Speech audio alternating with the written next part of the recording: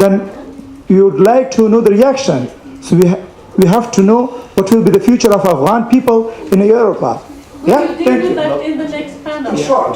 In the next panel, we deal with that issue. Sorry, you will get your answer in the next panel. I just want to say, give me 2 minutes that we will start. I'm sorry to everyone, with all respect for you brothers and sisters. We don't have so much time, or we could sit down here and discuss all month about that. Well, we have a lot of questions and messages from other Afghan society here. But we have one society who have questions, and they are comments for us for today. So I will say that they are coming up here and telling us about that comment from the Afghan society. اگر گستاخانه شما حساب نکنید گپ مرا گوش کنید. بله. برنامه که شما اعلام کردید هیچ گونه سناریو نداشت. چه وقت تخصیص، چه وقت ما سوال بکنیم، بله. چه وقت ما جواب بدیم. کسانی که اینجا آمدن ما به خاطر نمیدیم که اون حرفای معقول بگوییم ما بشنویم. برای ما احترام گذاشته شود، برای ما وقت داده شود که ما در دل خودم بگوییم، نظر خودم بگوییم. من هیچ نظر نگفتم. یک سوال کوتاه قطع میشه. این درست نیست. این احترام نیست برای ما. ما اینجا آمدیم با موجودیت ما احترام شود. برنامه خودم منظم بسازیم، کوتاه بسازیم، وقتشان تعیین بکنیم، تفریح بهتون تعیین بکنیم، وقت سوارا بسیار تعیین بکنیم، وقت جواب تعیین بکنیم. ما احترام میگذاریم. ما به خاطر نیستیم که حرفای قشنگی بسیار بنسون اریکسون رو بشنویم. ببخشید. ما این معلومات رو قبلا داریم قبلا. ببخشید بیشتر حاضرینی که در اینجا هستن بحث مشکلاتی که میخوام بیان بکنم راهکارهایی است که در جامعه اروپا یا در جامعه سویدن وجود داره و راهکارش هم میخوام که جستجو کنم. مهمانی که در پنل اول هستن مهمانی هستن که از افغانستان آمدن و به هر حال تمام مواردی را که سوال میشن ازشان بیشتر در مورد افغانستان هست و سیاست‌هایی که در اونجا هست که خود ما میفهمیم که افغانستان هم به هر حال چندان کاری نخواهد کرد در این زمینه. ولی منتظر باشین، از همگی خواهان این است که صبر داشته باشن، پنل دوم هم گوش کنن. به این دلیل که بیشتر سوالایی که امیال خودتون داریم و داشتیم بیشتر در پنل دوم گفتن بشه. راهکارهایی که به هر صورت اروپا و کشورهای اروپا امیر اول از اعلام می‌کنید شما می‌فهمیدید. امیر اول شما درشوی برنامه گفتید. و یک چیز دیگه که در کاغذ نوشته شده. و عذر معذرت به خاطری که کنفرانس تقریبا اول در سویدن بود و برنامه ریزی یکم اشتباهاتی درش واقع شده. خب ما کوشش بهتر خود میکنیم که آینده کنفرانس های خوبتر شود و اجنده پروگرام هم در صفحه ما بخش شده بود. بله دیگه خب انشالله که برنامه آینده ما خوبتر خواهد بود و کل اجنده ما هم در صفحه ساید وبسایت ما بود و هم که صحبتی آمدین براتون داده شدن که اونجا میتونید بخوانید کدام پنل چه وقت شروع میشه و چه وقت بریک است، چون که همیشه بحث افغانا بسیار گرم میباشه. بریک ها اما تو رفت و همه گیشتن صحبت کردن. It was just a little problematic about the program today, so we are discussing that it's our first program here in Sweden and it has been no break just because always when Afghan are together, so there will be no break, just discussions. So I will just say the Afghan Society United West, they have any comments for us today.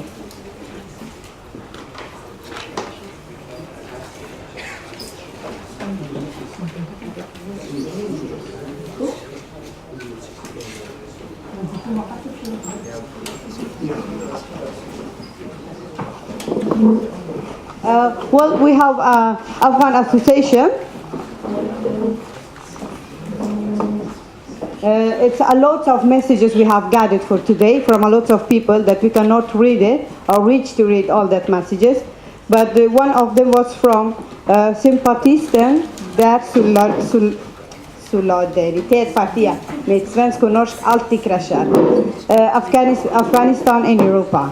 The address you will get in Germany, so you will say that. So we have just one comment from them. So we could say that they have started for such a group here in Europa. Now we will start the second panel, and I just want to say I was not prepared for this conference. I had just 5 minutes to prepare me, so sorry if it's any problems from me. Yeah. So now he will read the message. با عرض سلام با همه مهمانان عزیز و گرداننده پروگرام رهبری فارو ما پیام از دمبستگی افغانستان از داخل افغانستان دارم که خدمت شما تقدیم میکنیم. درود به کمیته رهبری فارو و مهمانان حاضر در کنفرانس. با اظهار تهنیت از برگزاری کنفرانس سالانه 2016 فدراسیون سازمان پناهندگان افغان در اروپا فارو پیرامون وضعیت هولناک پناهجویان در کشورهای اروپایی، امیدوارم کنفرانس حاضر گام ملموسی برای دفاع از حقوق مردمان باشد که برای نجات از مصائب و آلام تحمیل شده از سوی قدرت‌های امپریالیستی و دستنشاندگان داخلیشان در جستجوی پناهگاه امن با فجایع باور نکردنی مواجه‌اند. سرازیر شدن پناهجویان به اروپا به خصوص از افغانستان، سوریه و عراق برخواسته از بحران است که با اشغال مستقیم و غیر مستقیم کشورهای امپریالیستی به رهبری امریکا و ناتو آغاز شد. جنگ، کشتار، زندان، تجاوز جنسی، فقر و بیکاری مردمان این کشورها را واداشته است تا برای نجات جان و یافتن لقمنان راههای پرخطری را در پیش گرفته به مناطق امن پناه برند. از سوی دیگر سرمایه‌داران هم در شکار این نیروهای ارزان نشستند تا از مجبوریت و سیه روزی آنان سوء استفاده نموده و از آنان من حیث برده‌های مدرن در بدترین شرایط معیشتی کار کشند. از سوی دیگر این نیروی بیکار زمینه خوبی برای باندهای جنایتکار تا از آنان در قاچاق مواد مخدر، فحشا و جنایت دیگر استفاده نمایند. دولت اشغالگر امریکا و ناتو زیر نام صدور دموکراسی و آزادی زنان به افغانستان یورش آوردند، ولی امروز با گذشت 15 سال وضعیت بدتر از قبل گردیده. دولت مافیایی بر کشور حکمرانی میکند که متشکل از جانیان گذشته است. دستان خونین دولت‌های مستبد و ارتجاعی ایران و پاکستان تا آرنج در تار و پود کشور فرو رفته است. طالبان و داعش در بیش از 25 ولایت کشور حضور قوی دارند. انتحار و انفجار همه روزه جان دهات تن از هموطنان ما را میگیرد. گلبودین غلام ASI و حزبش به جای محاکمه در ارگ ریاست جمهوری پذیرایی میشوند. بنیادگرایی و بنیادگرایان از سوی امریکا، پاکستان و بنیادگرایان از سوی امریکا، انگلستان و کشورهای منطقه حمایت گردیده و قوی‌تر می‌گردند. زنان و دخترکان این سرزمین گوش و گلو بریده شده مورد تجاوز جنسی قرار می‌گیرند و یا در محضر عام سنگسار و شلاق می‌خورند. دزدان مفسدان دولتی به جای محاکمه بر پست‌های بلند دولتی لم می‌دهند. بیشتر از 3 میلیون جوان افغان در مرگ تدریجی احتیاط جان می‌دهند. جوانان از فرط فقر و بیکاری دست به خودکشی می‌زنند و 13 میلیون انسان بیکار سرگردانند. شهرهای بزرگ کشور مملو از کودکان دستفروش و خیابانی است. مکتب و کلینیک‌های خیالی سراسر افغانستان را فرا گرفته است و صدها فاجعه درناک دیگر. فرار از بدبختی‌ها راه حل نیست و باید علیه آن مبارزه نمود. شاید عده معدودی به زندگی بهتری دست یابند، ولی سرنوشت متبقی چه خواهد شد؟ پس این رسالت افراد و نیروهای پیشرو است که در کنار مردمشان مانده برای آگاهی و بسیج آنان پایکار نمایند. مردم افغانستان با دو دشمن خطرناک، امپریالیسم و بنیادگرایی اسلامی، مواجه‌اند که دومی در سطح منطقه نیز حامیان قوی دارد. این دو پشت روی یک سکن و بدون شکست آن نمیتواند به دموکراسی واقعی، عدالت و خوشبختی رسید. اما خوشبختانه ملت ما هر دو متنفر و بیزارند. نیروهای ملی و مترقی وظیفه دارند که در بسیج و سمدهی مردم نقش ادا کرده جنبش پرخروش ضد بنیادگرایی و ضد امپریالیستی را راه اندازی کنند. این فقط با خودگذری، پا نهادن به منافع شخصی و ایستادن در کنار تیراروزترین لایه‌های جامعه میسر است و بس. حزب همبستگی افغانستان به تشکل‌های ملی و مترقی و مردمی خارج از کشور تاکید می‌ورزند تا با استفاده از فضای باز کشورهای اروپایی برای آگاهی دهی و بسیج به خصوص جوانان به خانمان افغان تلاش ورزند. امیدوارم کار برای پناهجویان فقط در سطح برگزاری کنفرانس‌ها و سخنرانی‌ها باقی نمانده و بیشتر جنبه ملموس و عملی را به خود بگیرد. باید با دوستان کردستان مقیم اروپا در تماس شده و از تجارب گرانبهای آنها آموخت. ما قویاً معتقدیم که نیروهای آزادیخواه و مترقی کشور فقط در همبستگی و همکاری با هم است که میتوانند مشت محکمی بر دهان خائنان ملی و اشغالگران خارجی گردند. با امید برقراری افغانستان آزاد، مستقل و عاری از لوث بنیادگرایی. تشکر از همتان.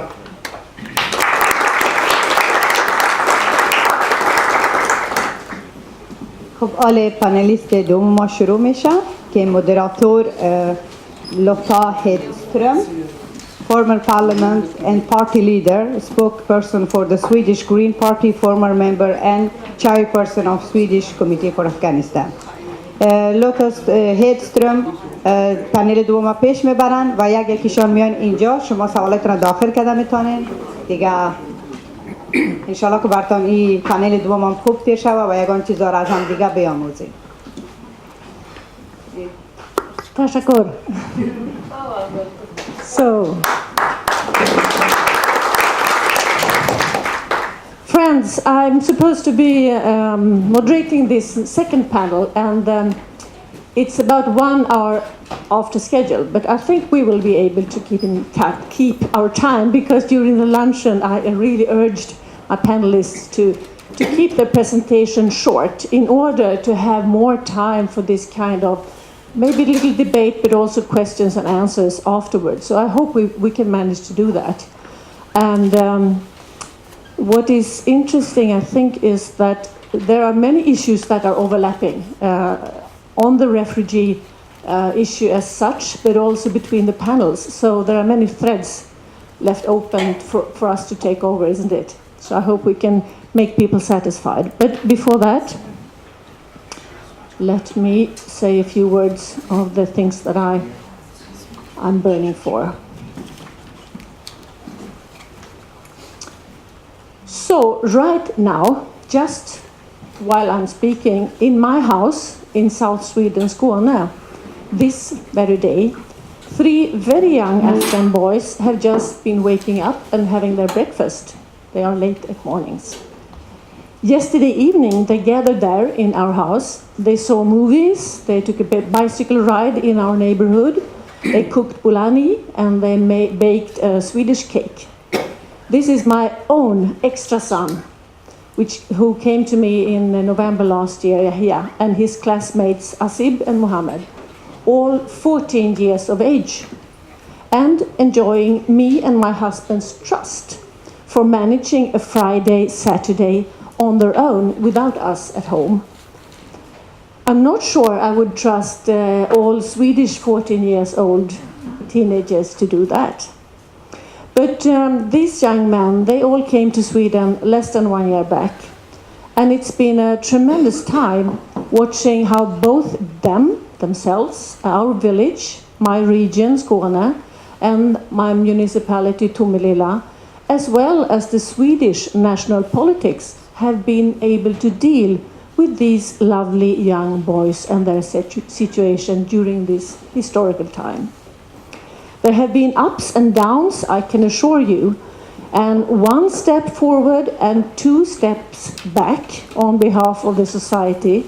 But if you ask me, 2 steps forward and only 1 step back on behalf of the boys. Me, myself, after being deeply involved with refugees and their issues for many years, I have not been able to understand so much of what it's like to flee and strand in quite another part of the world as I've been now as a family extra mother for an Afghan refugee this winter.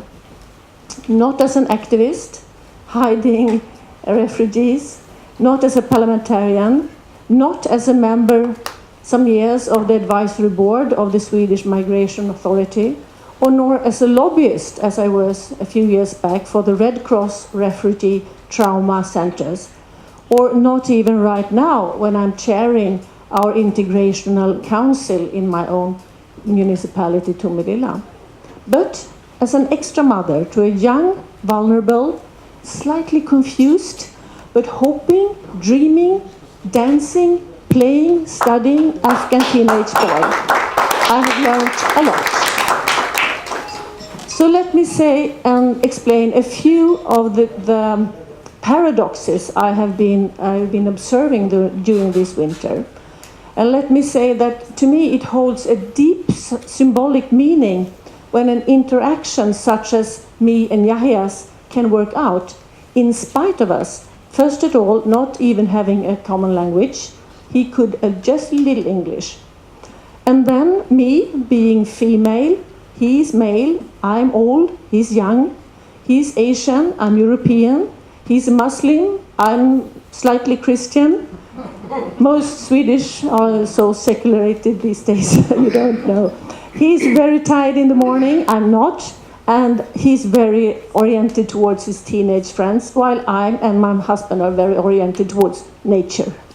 But it works out. So if we can, everyone can, I think.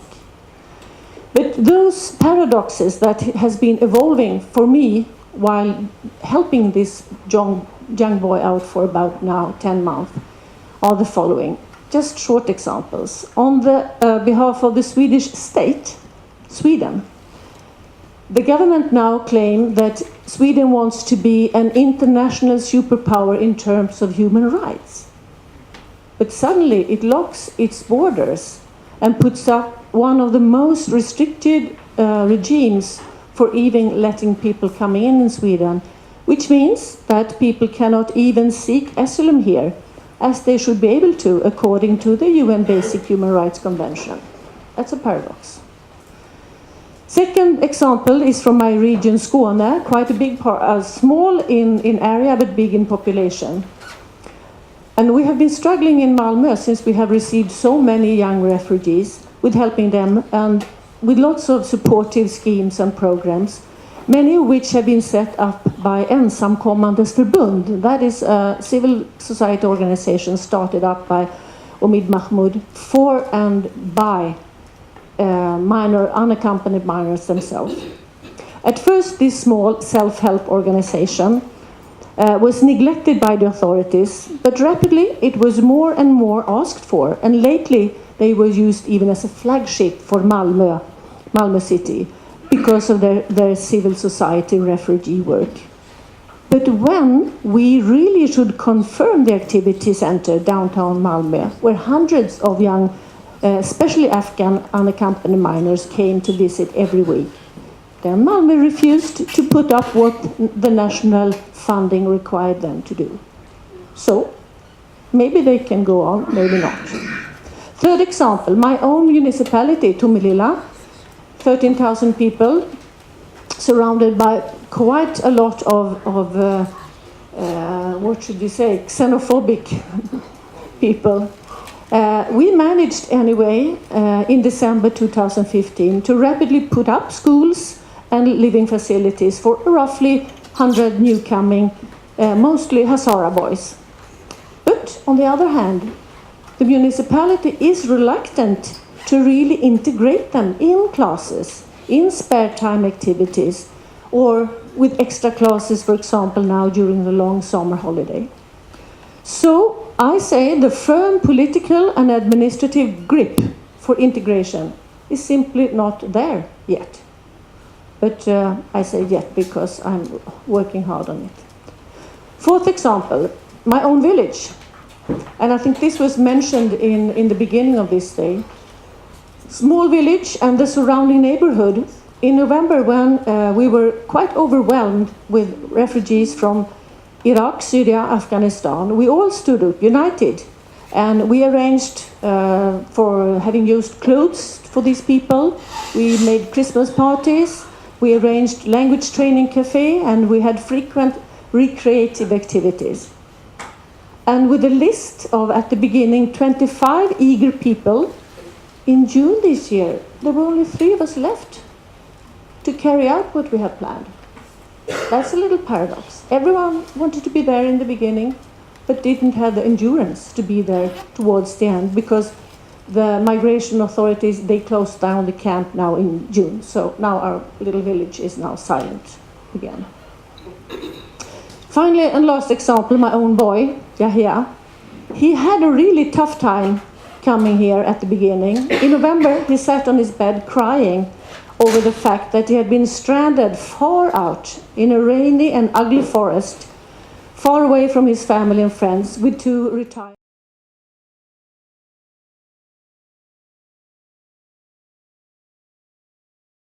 He's gay and smiling, and he's excellent in Swedish, Dari English. The only cloud on his sky right now is that he still has not contact with his sick, alone mother left there in Quetta, Pakistan. So what I mean to say, as my part of this discussion today, is that if we not now, and I mean now, urgently don't see that these young, strong, living, dancing, crying, playing, struggling, dreaming, hoping, studying children as our own children, as the future for Sweden and for Europe, they are also our hope and our resource. If we don't do that, we will have an old, retarded, retired, ugly, silent, forgotten country, Sweden, and also Europe. We are aging in this part of the world. We need these young people. Or maybe we also find ourselves locked behind the bars that we have put up ourselves. It's told that when many people go in one direction, the ideas and ideals go the other way back. So if Sweden really wants to be a superpower in human rights, we have to make sure that the basic ideas of, for example,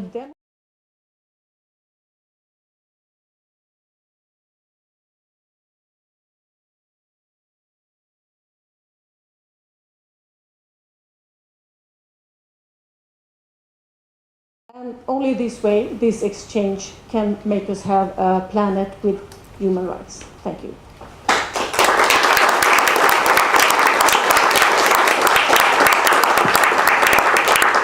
So let's now hear what our eminent panel will have to put forward. And first out, please take your seats, but Mr. Christian Berg, last name, Hardviken, from PRIO in Norway, eminent Peace Research Institute. Please put forward your contribution. And you may take your seats.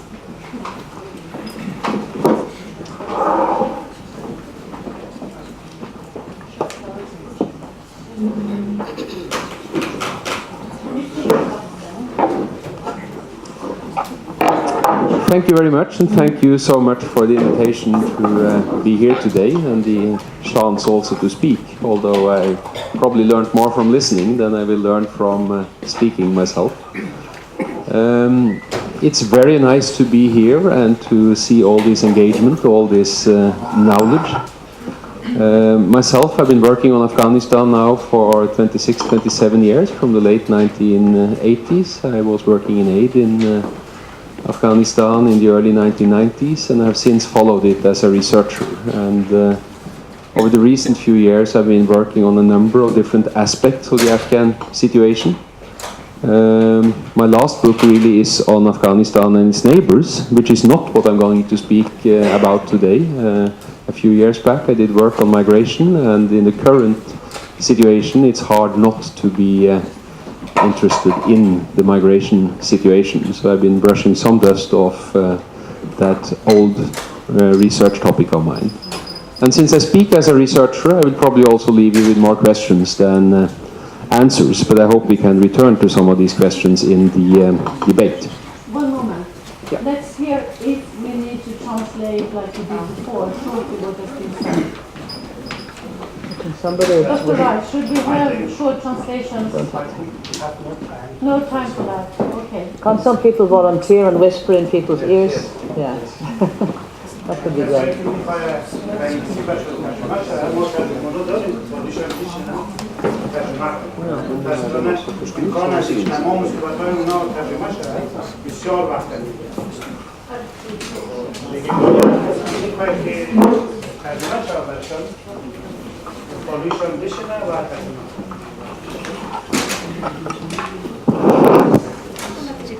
So please continue. Okay. Thank you.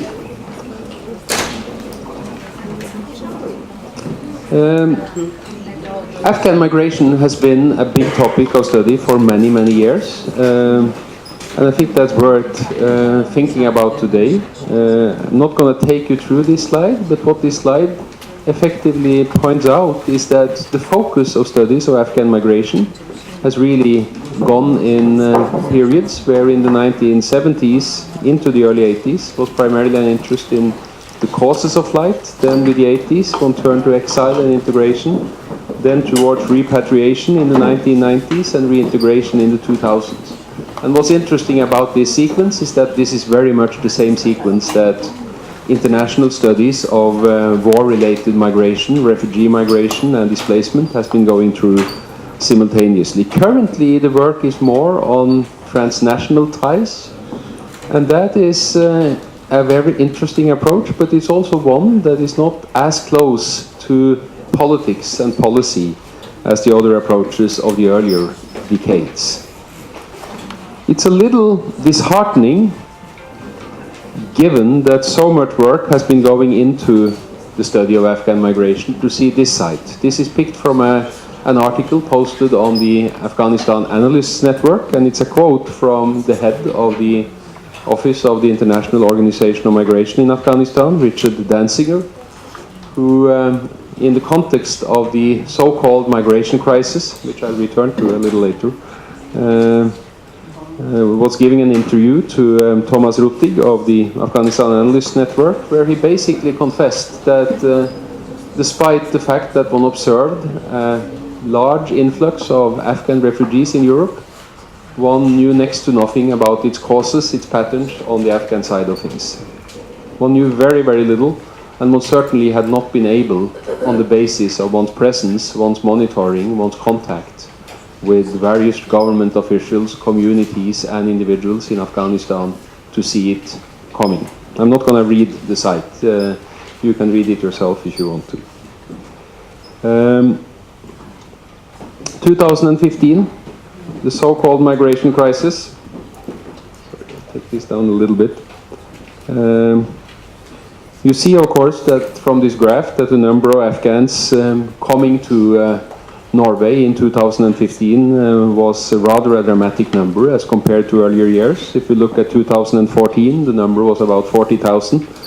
And then in 2015, it was close to 4 times as much. Norway. Not Norway. Norway is too small to be visible in this graph. But Sweden is there, actually, as is Hungary and Germany, and I think you also see that the increase for these 3 countries in particular is in terms of the increase from the year previous, pretty much in sync with the overall increase of Afghan migration to Europe.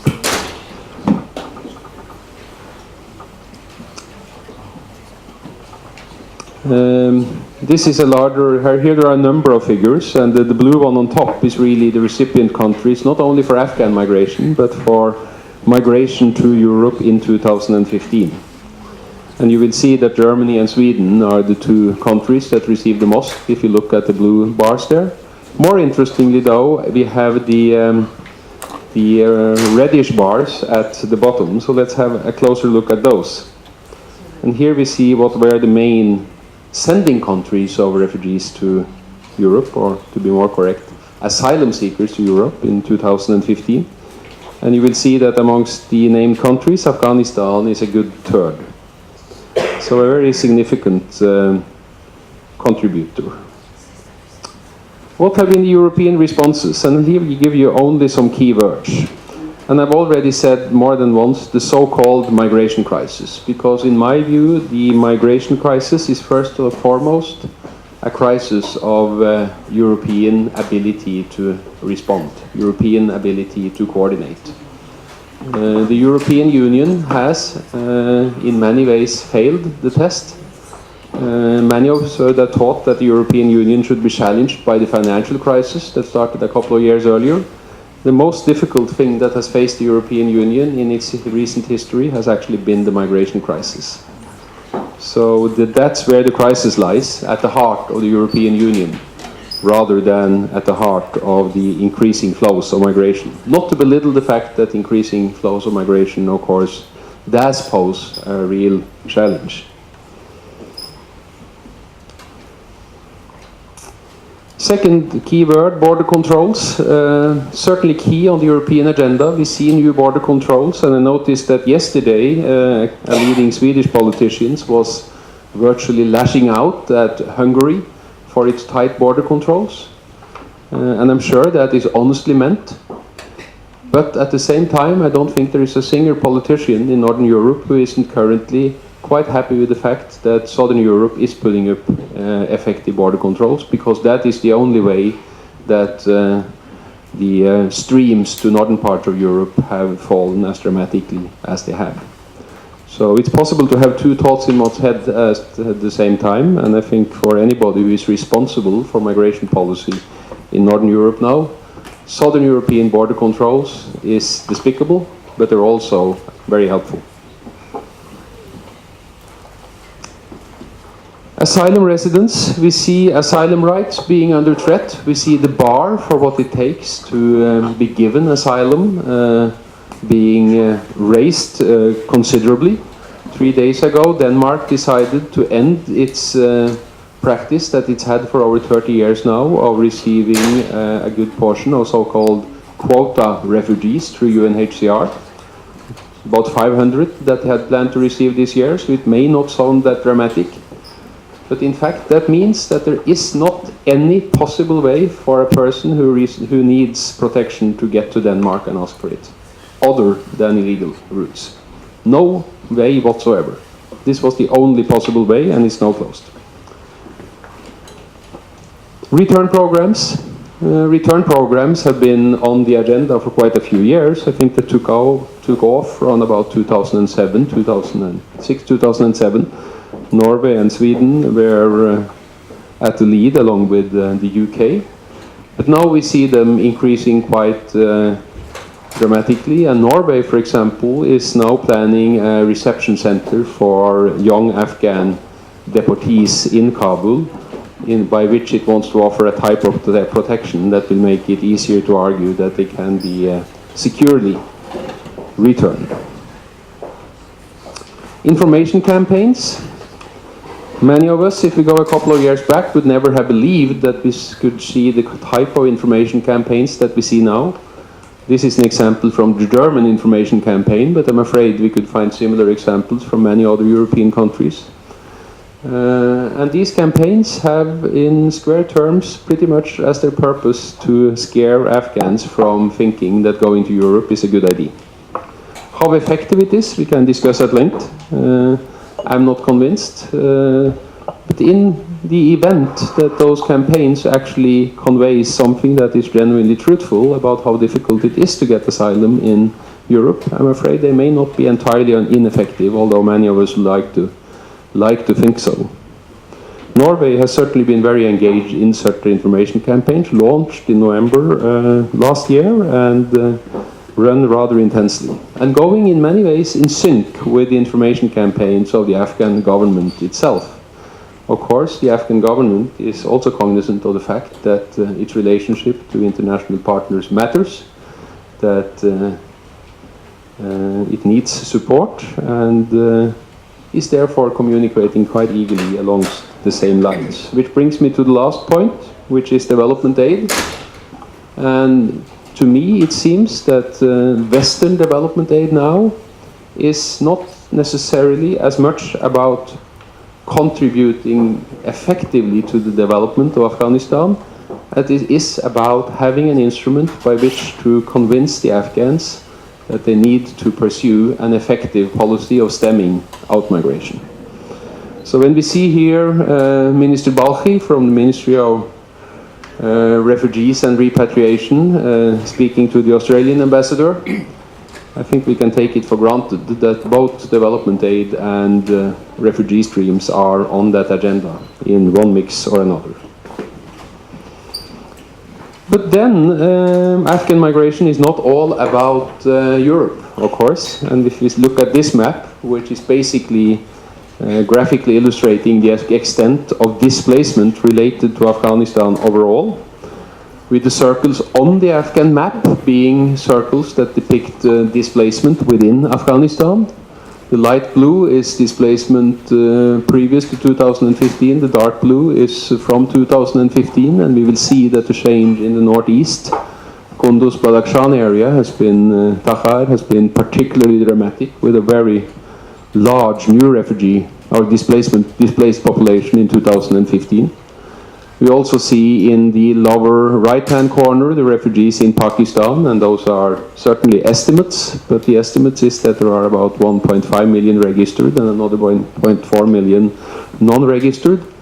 And then Iran, the figures are a little lower, but also quite significant. Again, those are certainly estimates. Nobody has the exact figures here. I was recently in Pakistan, and I have to admit it had escaped my attention, the drama that is playing out in Pakistan as we speak for Afghan refugees. I had picked up a couple of the headlines, but how fundamental a change it was for Afghan refugees in Pakistan had not really dawned upon me until I was there and followed the news and talked to people. It's virtually a wall-to-wall campaign in which you have, which was actually started out with the Prime Minister saying that all Afghan refugees should have left by the end of 2016. And of course, if you have 3 million Afghans in Pakistan, a good share of which may have been born and grown up in Pakistan, and a good share of those, again, perhaps not having much of a network in Afghanistan whatsoever, being threatened by eviction, that is quite serious. So you have very strong political statements from a number of political leaders. Increasingly, though, we do start to see counter-reactions by some political leaders. There is now a little bit more of a debate than there was in the first months. The so-called proof or registration cards that Afghans in Pakistan have held, at least those registered, are not renewed. And people often experience that if they are stopped at checkpoints or otherwise being subject to police scrutiny, they could even be destroyed in front of their eyes. So there is quite a bit of police harassment, I think we can call it that. It's unclear to what extent that is following explicit orders and to what extent it is just the police's interpretation of what its mandate is in this situation. People are losing their businesses. Many are forced to sell. Some would say that in some areas, and I heard stories, for example, from the clothes bazaar in Nowshera, where Afghan tradesmen are very prominent, of people that felt that they had been effectively forced to sell their whole stock at despicable prices. Sort of a business grab, if you want. I'm not sure how common it is, but there certainly were more examples than one. Landlords being worried about extending contracts to Afghan lessees, so many being simply thrown out of the houses that they have lived in for a long time. And finally, access to school and health service is also becoming very difficult, and many are losing their seats in schools, and many are denied access to health services, even if seriously ill. So it's a rather dramatic picture that is emerging in Pakistan. And I'm a little surprised, if you make a connection, that this hasn't come up more in the European debate, because I don't take it for granted that 3 million Afghans in Pakistan will all go back to Afghanistan and stay there. That's a bit of an understatement. I actually take it for granted that a considerable share of those, if they are forced out of Pakistan, will have to look elsewhere, because that's the only way. This is my final slide, and it simply depicts a trend. And I think what is most interesting here is the graph to the left, where the blue below the line is the total number of registered refugees in Pakistan, and the red above the line is returnees from Pakistan in any given year. And you will not be surprised to see that immediately after 1992, actually in 1993, there was a real peak in repatriation, and then it fell very quickly. And again in 2002, after the winter following the fall of the Taliban, there was a real peak, and there you had a little more of a steady stream in the first few years after, but then it fell dramatically around 2006-07, when the security situation deteriorated significantly. But you also see towards the right side that there has been a very strong increase in this last year. Here you see that same figure in a little higher resolution. So I said I'd leave you with some questions. Where are we going? What next? Well, I think we can take it for granted that the migration pressure from Afghanistan and the region will stay high. I think we can also take it for granted that Europe will tighten its controls. We can like it or we can dislike it, but I don't think we should doubt that it's a fact. I think there are significant questions to be asked about the role of the frontline states, and I mentioned Pakistan as a host state. And I think we are already now starting to see that as European states discover what Pakistan is doing to the refugees it hosts, you will also have extensive pressure exerted on Pakistan not to push Afghans out. Not so dissimilar from what we see with a transit state like Turkey, which of course is a transit state for Afghans, but a frontline state for Syrians. And we will see intensifying conflicts over migration. We will see it at the domestic level in Europe. And somebody pointed to the differences between European states with divisions within Europe. I think the divisions actually cut through most European states, and we're seeing a very dramatic polarization in politics with migration issues at the core. Not the only issue, but perhaps the most important issue in the divisions that we see getting deeper, I would say, in virtually every single state throughout all of Western Europe. In Europe, we also see those divisions. I've already talked about that. And then finally, globally, is the type of injustice that the refugee situation so dramatically brings to the fore sustainable in the long run? I'm not sure. There is an inequality here that seems hard for the world to live with. At the same time, it's also hard for those who have the least to effectively mobilize. So therefore, again, I leave that with a question mark.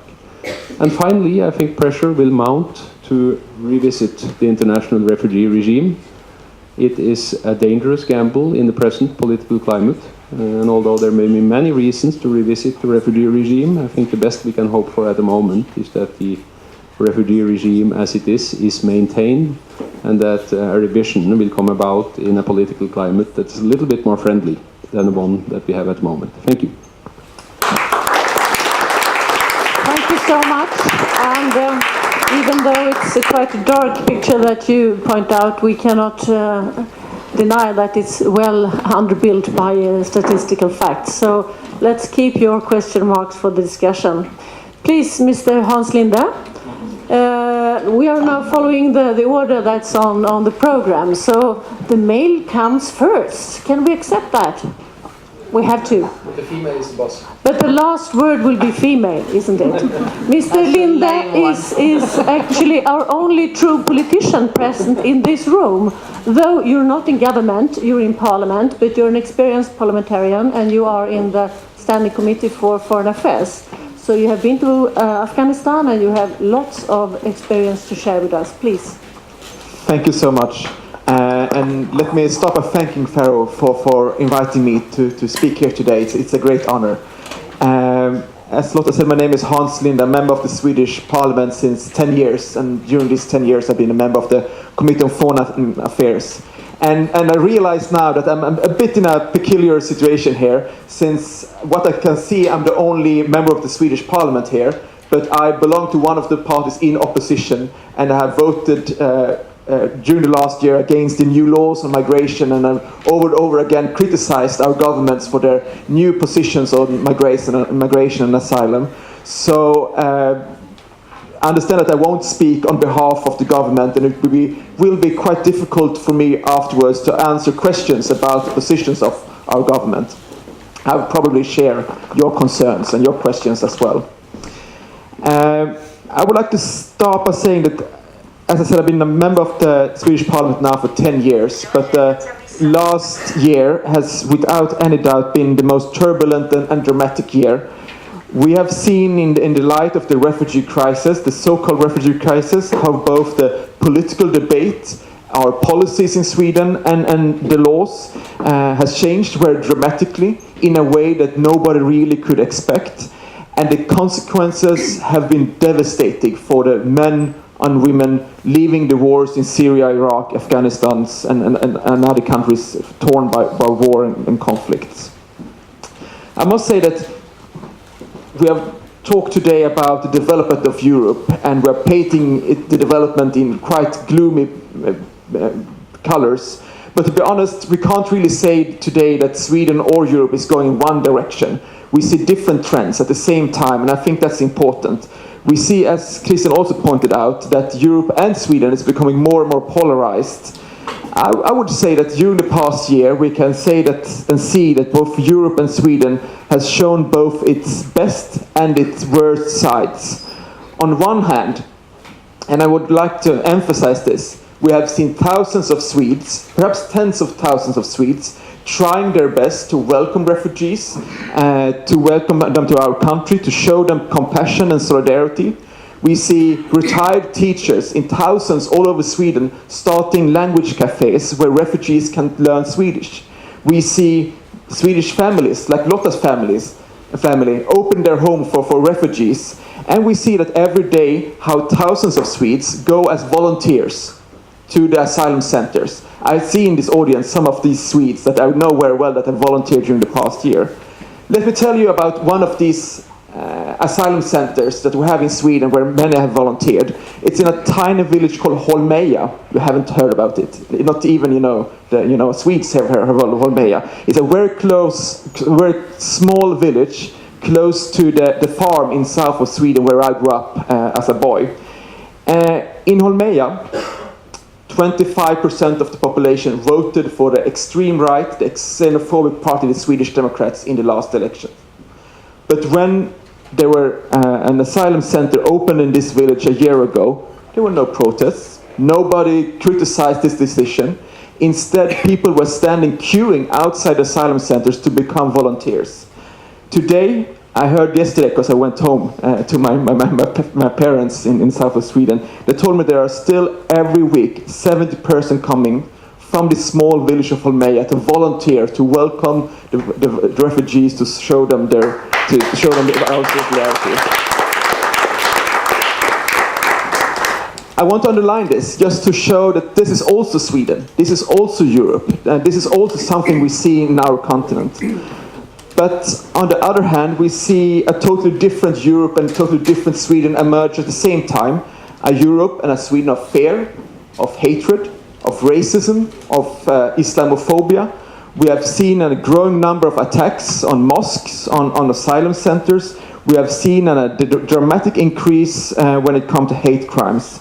We have seen the extreme right winning ground in country after country. So that leaves the governments and the politicians of Europe with a very clear choice. Do they want to spread hope? Do they want to stand up for human rights? Do they want to strengthen this popular movement of solidarity and compassion? Or do they want to give in to fear? Do they want to paint their reality in only black colors and portray the refugees coming only as threats and problems for our societies?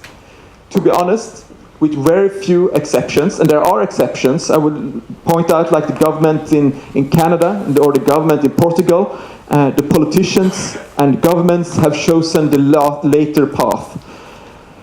If we go back a year and look what has happened in Sweden and in Europe, we could see here in Sweden that the reactions were so strong when the photo of the drowned Syrian boy, Alan Kurdi, made headlines all over our continent. Tens of thousands of people took the streets to stand up for the right to asylum. The opinion polls show that the vast majority of the people of Sweden wanted our country to be open and welcoming. Our current Prime Minister, Mr. Stefan Löfven, he stood in front of a banner saying, "Refugees welcome," and he said, "In my Europe, we don't build walls." That was a year ago. Well, I'm not really sure if you want to applaud that, because that feels like ages ago, because so much has happened since then. Already in October, a month after we saw the photo of Alan Kurdi, we started to hear a totally different message from our government, from more and more politicians. Our representatives of the government start to talk about a collapse of the Swedish system and the Swedish society. They talked about that Sweden, as one of the richest countries in the world, has reached its limits. The rhetoric was followed by new policies, by new legislations, For the first time since the 50s, we introduced border controls and passport controls at the border between Sweden and Denmark. And the government limited the right to asylum to what they called the minimum level of Europe. And it has not been difficult to find politicians or public voices who have wanted us to go even further. Views and opinions that a year ago would be considered to be extreme are today mainstream. Nobody really reacts any longer when politicians in Sweden or in the rest of Europe calls for closed border or camps for refugees at our borders. So let us ask ourselves, has Sweden collapsed? Have our resources reached their limits? Are the refugees that are coming to Sweden an enormous burden for our country? Last year, Sweden received 163,000 refugees. Considering our population in Sweden, no other country in the European Union received more refugees than Sweden. But then look at our economy, look at our country, and look at the situation we are in now. At the same time, our economy is one of the strongest in Europe. We will have economic growth at close to 4% this year. Our unemployment is decreasing. We spend more and more money and resources on our welfare system. Here in Gothenburg, my hometown, by the way, we are building more houses than we've been doing in my lifetime. Crime level is actually going down. This is happening right now. Of course there are challenges. Of course there are problems and obstacles. It's going to take time. It's going to take resources. It's going to take political will to include all these refugees into our societies. And I would point out as one of the big challenges is that we have seen a very unequal distribution of refugees, both within Sweden and within Europe. While we have accepted 163,000 refugees to Sweden, we see other countries, neighbors, that have received a couple of hundreds, a couple of thousands of refugees last year. And while this city, Gothenburg, received over 5,000 refugees last year, you can just go to our neighboring municipalities and villages and cities, and you will find municipalities where they receive 10, or 15, or 20 refugees. You will find places in Sweden where you hardly can find any refugees at all. And this, of course, makes it so much more difficult to include refugees that have come to our countries in our societies. But let's also be very clear and honest. There is no sign of collapse. There's no sign of crisis in this country.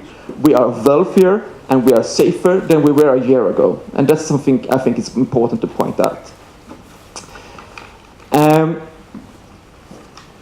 The government in Sweden and most European countries that have gone in the same direction, they have said that they didn't really have an alternative. But of course, politicians always have an alternative. There's always a choice to be made. We have called this a refugee crisis, but I agree with Christian, it's a so-called refugee crisis. It's been a crisis for the refugees, but for Europe, for Sweden and for our society, I would say rather it's been a crisis of leadership, a crisis of political will. During the past year, the political debate in Sweden when it comes to migration and refugees has gone from discussing how refugees can be welcomed and included in our society to how the so-called flow of refugees can be stopped and how we can increase the deportation of refugees. But I'm quite surprised that we hardly have seen any debate at all in Sweden or in Europe, by the way, how we can address the root causes of the refugee crisis. How can we stop the wars? How can we stop the violence? How can we stop the persecution that are forcing people to leave their homes? Because we know that border controls, changes in legislation and agreements with Turkey or with the government in Kabul, by the way, won't stop the refugees from fleeing. The only way to stop refugees from coming and leaving their homes are peace and security. It's not rocket science. So I think that the only way forward now for Sweden and the European Union is to start addressing the root causes of the refugee crisis.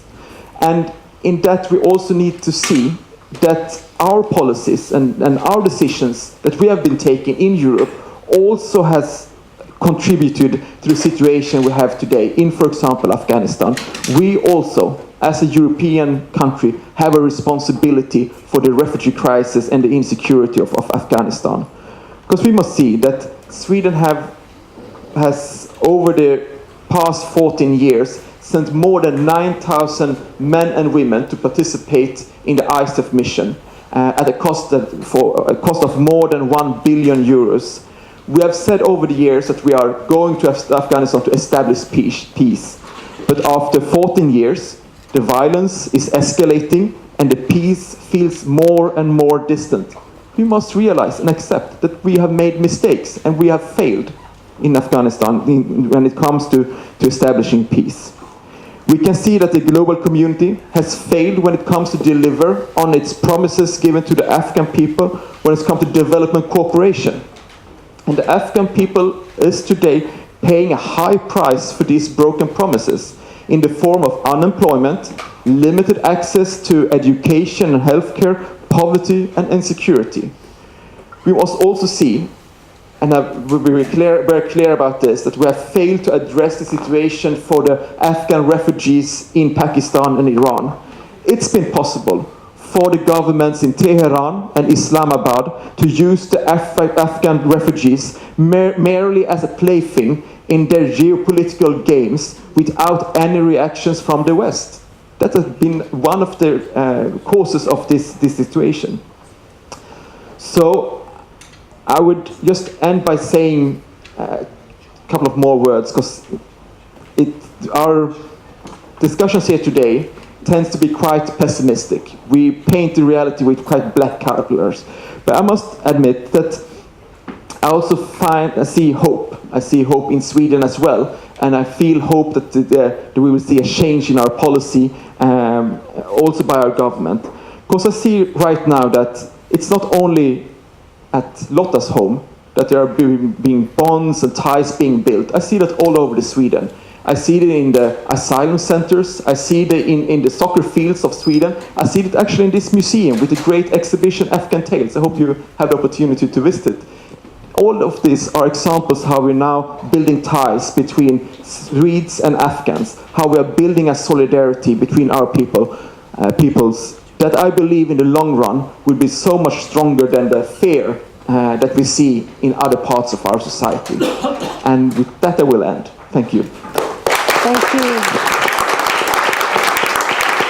Thank you so much, Hans, leaving us with some more hope, but still challenges to meet. So next one in line, Elisabeth Eide, who is teaching academically for journalism in Norway and who is also very familiar with Afghanistan and has been very deeply involved in the Norwegian civil aid to Afghanistan. Please, Elisabeth. Thanks a lot. Salam alaikum. I have been suffering from what we call SARS, the Severe Afghanistan Return Syndrome, which is something we expatriates, many of us, suffer from in the sense that we won't stop going back to Afghanistan. And I'm one of them. I was there latest in May in Mazar-e-Sharif. And I've been working... yes, it's okay. No, I can deal with the pages myself. Oh, they don't also have to go this way. 2 fingers. What? I don't like Max, but now I have a proof why I don't like them. Fine. Okay. The last, let me think, 13 years I've been working in a Norwegian pen, Anjuman Kalam Narvi, and we have a very close relationship with Anjuman Kalam Afghanistan. And in Afghanistan, they have a Khana Nawishtandan, a writer's house, where people gather at least in the months when it's not snow-clad, to read poetry and to be together in the name of literature. So this is one of the things that I've been enjoying doing for the past years. And it's of course not a very safe place anymore, but they still go on, and I admire them for that. This is first a quote from a Norwegian journalist who says it's a long time since Europe's refugee policy was about refugee safety. It is, as is well known, more about us than them. I think it's a pretty good quote, and since I teach journalism, I like to also quote them. And the pictures, by the way, are taken by either me or my husband, who have written a book on Afghanistan, which is on display outside the door there. So the Afghan situation you've heard already. I think there is a doubt about the figure of IDPs. As you can see here, Amnesty puts it at 1.2 million. That might be too small. And Afghanistan is second last on the Social Progress Index and fourth on the least peaceful countries ranking, which is not a very nice thing to be, but this characterizes the nation to which now the European nations want to return more and more thousands of refugees. So my own experiences is field work and visits in Afghanistan, both during Taliban time and thereafter, last time some months ago. And the changes that we see is, for example, Badakhshan, when we traveled there in 2012, it was quite safe. It is no longer. The road access to Mazar, it was okay to travel, the Salang tunnel and the road northwards. The friends we met in Mazar this time had to take an airplane because the road was blocked by Taliban. Bamiyan used to be almost, everything is relevant, more of a sort of more of a tourist paradise. Well, now it's difficult there too. And in Kabul, we know, I was there during one of the first suicide attacks in 2005 when there was a white alert. And we know now how many suicide attacks there are. And for journalists and media workers, this has been the worst year ever, starting with the attack on Tolo TV, which you all have heard about, I'm sure. So what about the Norwegian receiving end? It's small compared to Sweden. We had 31,000 new arrivals of refugees in last year, and among them almost 7,000 Afghans, which is a rather large proportion. And in the first 5 months of this year, a very small number compared. And that has to do with policy, of course. So is that due to a shift in Afghanistan or is it a shift in Norway? This is a very polemical question. You all know that the shift has been in Norway. In 2015, approximately 20% of the Afghans had their applications rejected, which means that a large majority could stay, while this year it's almost the opposite. So most people are rejected now. That is a very big change and drastic change for the ones who are rejected, of course. And from the Ministry of Migration, we hear that far fewer than before need protection. And has that to do with changes in Afghanistan? We know not. There is less guarantees also for the minors and less economic support for all. They're cutting down on this in spite of Norway being one of the richest nations on the planet. So here's a quote from our Minister of Migration. It's from 3rd July this year, which illustrates the policy that I speak about. Today, no provinces of Afghanistan are so unsafe that nobody can be returned to them. Therefore, many will have their applications rejected. As if this is a new development, now it is more safe than before. This is actually what she, in a bit funny way, says. And of course, she also says that nobody recognized as a refugee will be returned to Afghanistan. But she also uses the language of baseless refugees, and baseless is becoming more of a key word for this kind of politicians. It's perfect timing. This was in the middle of the summer. Many of the practicing journalists were on holiday, and most politicians were on holiday, so there was very little reaction to this statement, actually. Much less than it should have been.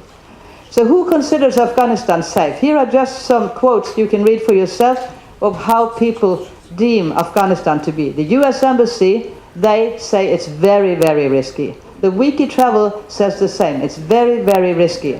And you may know that US citizens in Kabul, they travel from one part of the town to another by helicopter these days. And this is the town to which one sends people back to a safe place. The Norwegian Ministry of Foreign Affairs, likewise, says that it's very challenging situation now. The risk of being hit by terror attacks is substantial in most places of Afghanistan. But still, it's considered safer than before. So there's a paradox. We've talked a lot about paradoxes here, but now this is an additional Norwegian paradox. And they also speak about the crime rate having been increased parallel to the negative development of the security situation. And I am tempted to mention that the assassination on the street of Kabul of Farkhunda Malikzada, I'm sure you're all familiar with that one, can be a symptom of a society deteriorating, where morals and crime level is just on a level now unprecedented. I've seen pictures and videos of young men in Western clothes standing there filming the whole event, not taking action against this brutal assassination. And I don't blame everybody in Afghanistan for this, but I think it's a symptom of a society which is rather sick. And for many good reasons after 35 years of war. The shift happened, I'd say, around autumn 2015 in Norway. We had refugees welcome, as in Sweden. We had open arms, we had many people volunteering. But then in the media, which is my specialty, we saw a shift in the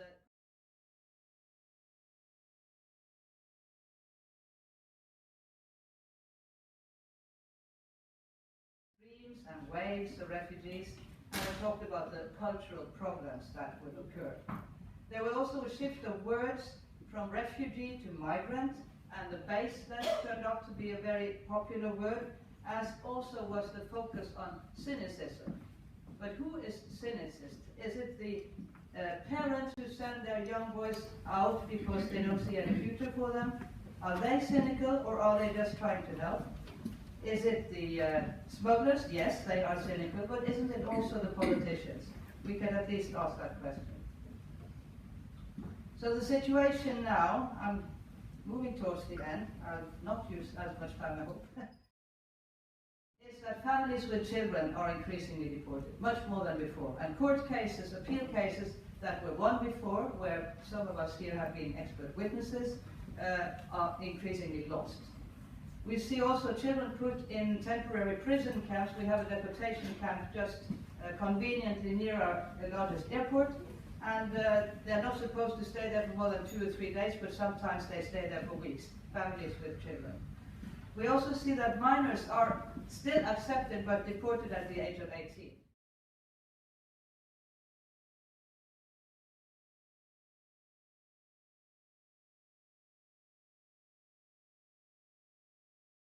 We're missing. They've either gone under earth, they've gone to another country, or we don't know. Or maybe there are always some good people. That could also be best case scenario. And then the European media context. I think I should mention this because there has been media content that has not helped the public opinion. Well, for example, one of this, where they mention young men with background from Middle East and Afghanistan. There is another thing that I should mention, and that is the coalition paradox.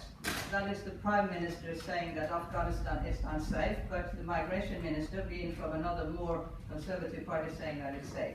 So we have all this that we could speak at length about.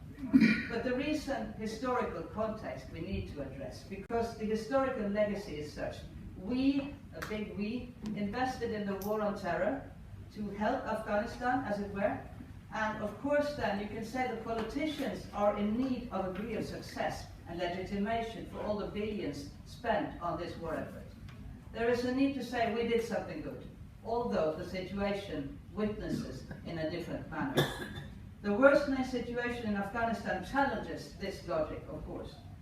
And the refugee situation is then, on the other hand, represented as unmanageable and the individual as unruly masses. So this speaks to a politics of fear that we are facing and that is not too much opposed in the press or among political people.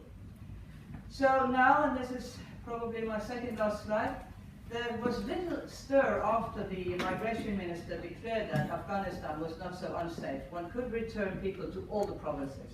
There was too little political stir. One opposition party in the parliament spoke against, the others kept silent.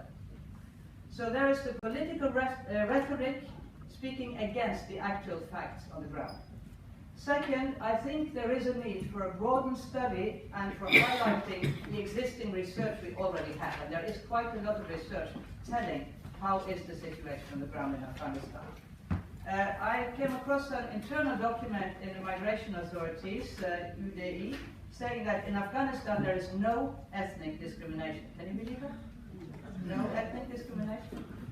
We know better, and we know from 1880 under Rahman Khan and onwards, we know that. Afghans who come to Norway, and I know many of them, they want to be personal, as was also Lotta. That is an academic joint venture. Hasina Shilzad, whom you see here, she is now part of my institution's academic dugnad, as we call it. This is kind of a joint venture we do, and we allow people with education from their homeland to practice in our departments and institutes. Hasina has a 4-year bachelor in journalism studies. She was blown up in a car and was heavily damaged and came here, and probably she will be allowed, or she is allowed to stay. And he is here together with me and with the rector of our institution. This is part of what we do, and I think there are many other ways in which we can include refugees. So if the return policy goes on, at least we could ask for the authorities to provide the young Afghans with some skills so they can better serve their country if they are forced back. I think that is the very minimum. Thank you very much.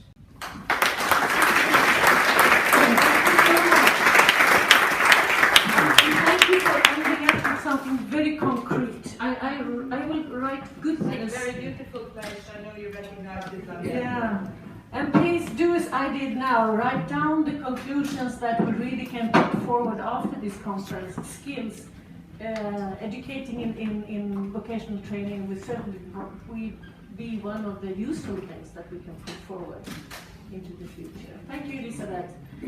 At last, we will have a migrational lawyer. That is Ida Lundborg. She's representing the Amnesty International Swedish section, one should say, isn't that right? Yes.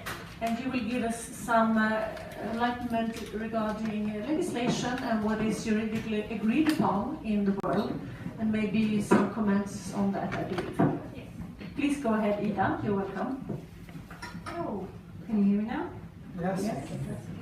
Yes, so I'm Ida Lundborg from Amnesty International. I'm no expert in Afghanistan, just to make that sure. I'm focused on migration law, international human rights law, so that's my field. And I work with 2 other colleagues in Stockholm on migration law and policy in Sweden, in Europe, and globally. Yes. What I wanted to speak about is the human rights perspective of this.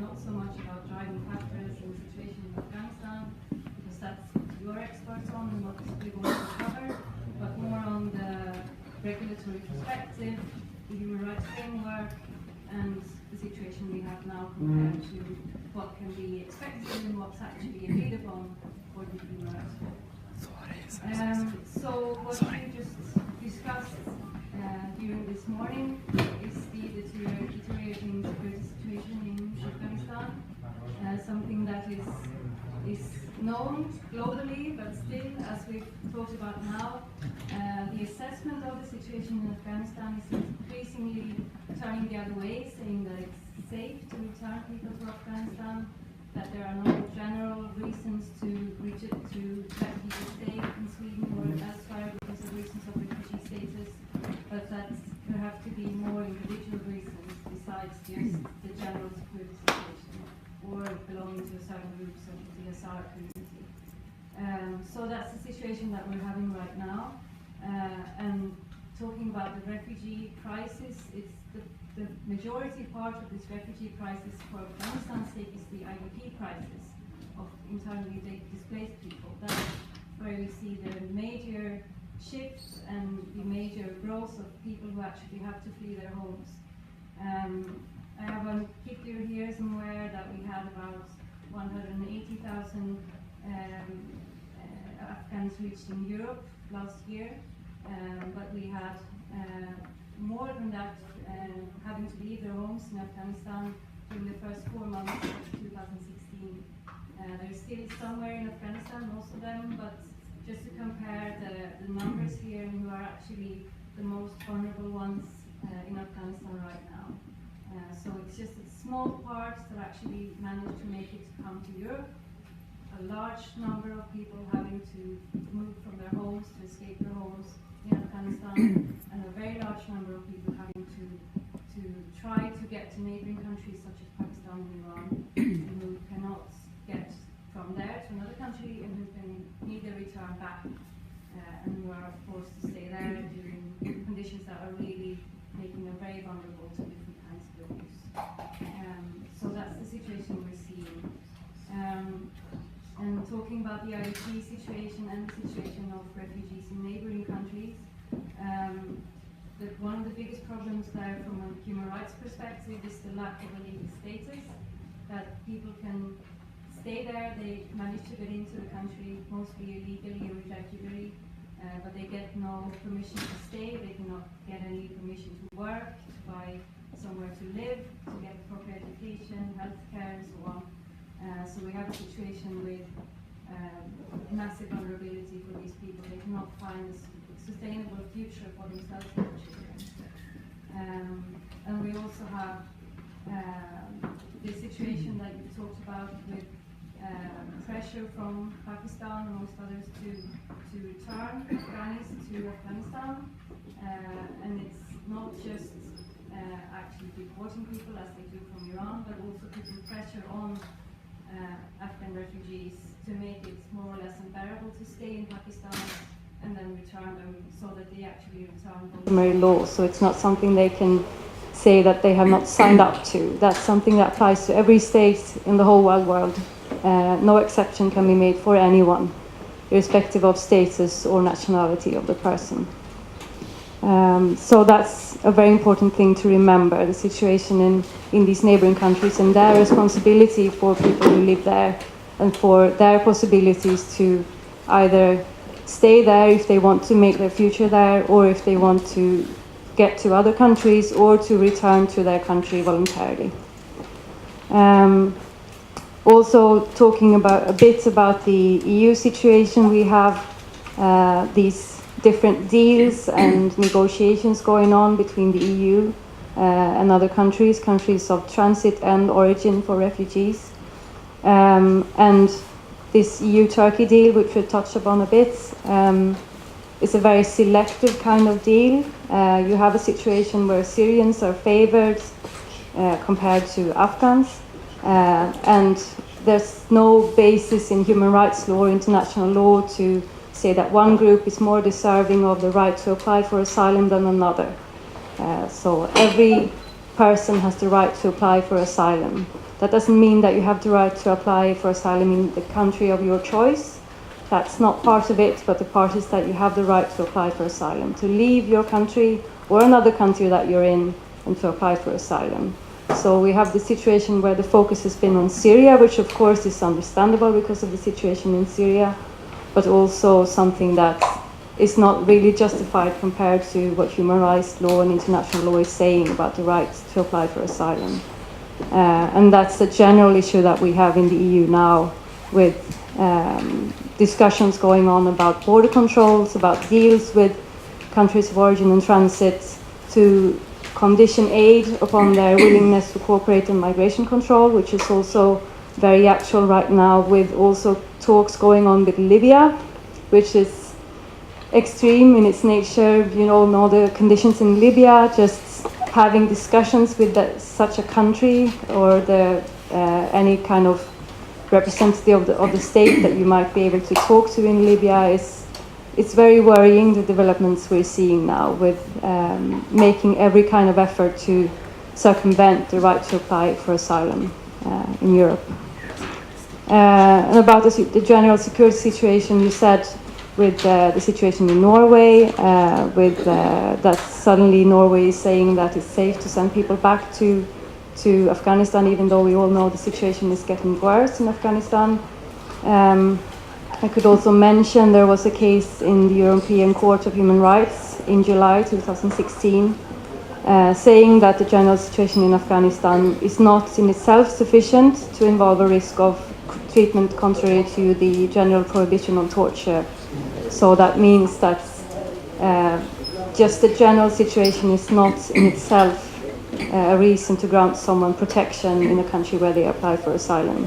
But of course that doesn't mean that there are individual circumstances and certain individual situations that might make it or that will make it a right for you to get asylum in a country. But that's probably why this shift has come so forcefully, and that many countries in the EU now feel that, well, we have this judgment from the European Court of Human Rights, and they say it's okay, so we follow up on that. But as with all judicial judgments, you have to study the assessment and study what they say, and not just take the actual ending of the judgment for granted and then just follow up on that. So, but that's also something to remember. What I could say more is if we would have any recommendations, any thoughts on how to solve the situation.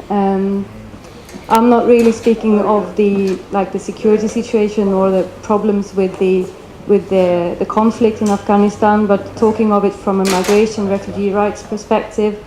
One of the most important things is, of course, to increase the safe and legal routes for people who have to leave Afghanistan, and also leaving Pakistan and Iran because of situations there where they cannot get a future, basically. And what we're seeing now is, from the Danish perspective, what we talked about, that they're not anymore employing the right to use quota refugees, that they have stopped that cooperation with the UNHCR. That's a sign in the wrong direction, even though we're now getting some signals from the EU which could be positive, that they want to explore possibilities of increasing safe and legal routes to Europe, to contribute to that and to make it in sort of a cooperation between the countries in the EU, making a framework for legal routes to Sweden and to other countries in Europe. But the problem we see with that, of course, is this thing I talked about earlier, with the ways to curtail the right to apply for asylum, and just shifting these two against each other, that you use the rights or you increase the possibilities to get here legally, while you push up border controls and increase deals with countries of origin and transit to make it impossible to get here spontaneously, as you could say. So we have that situation that is partly positive, but also could lead to infringements of international law and human rights law if the right to apply for asylum is traded off by these deals on legal and safe routes to Europe. And also, just as final word, the possibility and the responsibility of the international community as towards international humanitarian funding is also something that we've seen just decreasing. The pledges that the UNHCR are making for the need of support for immediate aid and crisis support in Afghanistan is met by just small portions. It's not even like a tenth of what's needed. And you can just put that in contrast with what we're doing in Europe and the money we're spending on border controls and migration deals, and still we're giving less and less to the countries of origin to help in that process. So we see a real conflict there of different means of trying to control the situation without addressing the problems at the cause. Yes, I think that's it.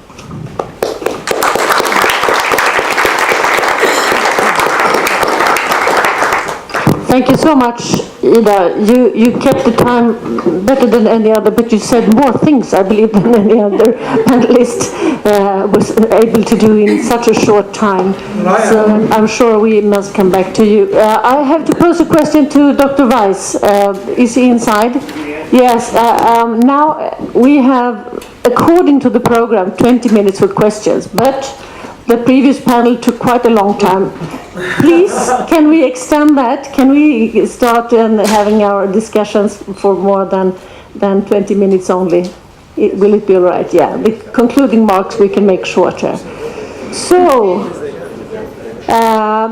And a point of order, previous panel was partly translated, Dari, Swedish, English. Is there a need to give some brief summaries on these extensive contributions? I think those people who are not able to follow in English, they have left the room, am I right? I think the arranging FAROE has to answer this. Yeah, some kind of English or Dari translation. It's up to you.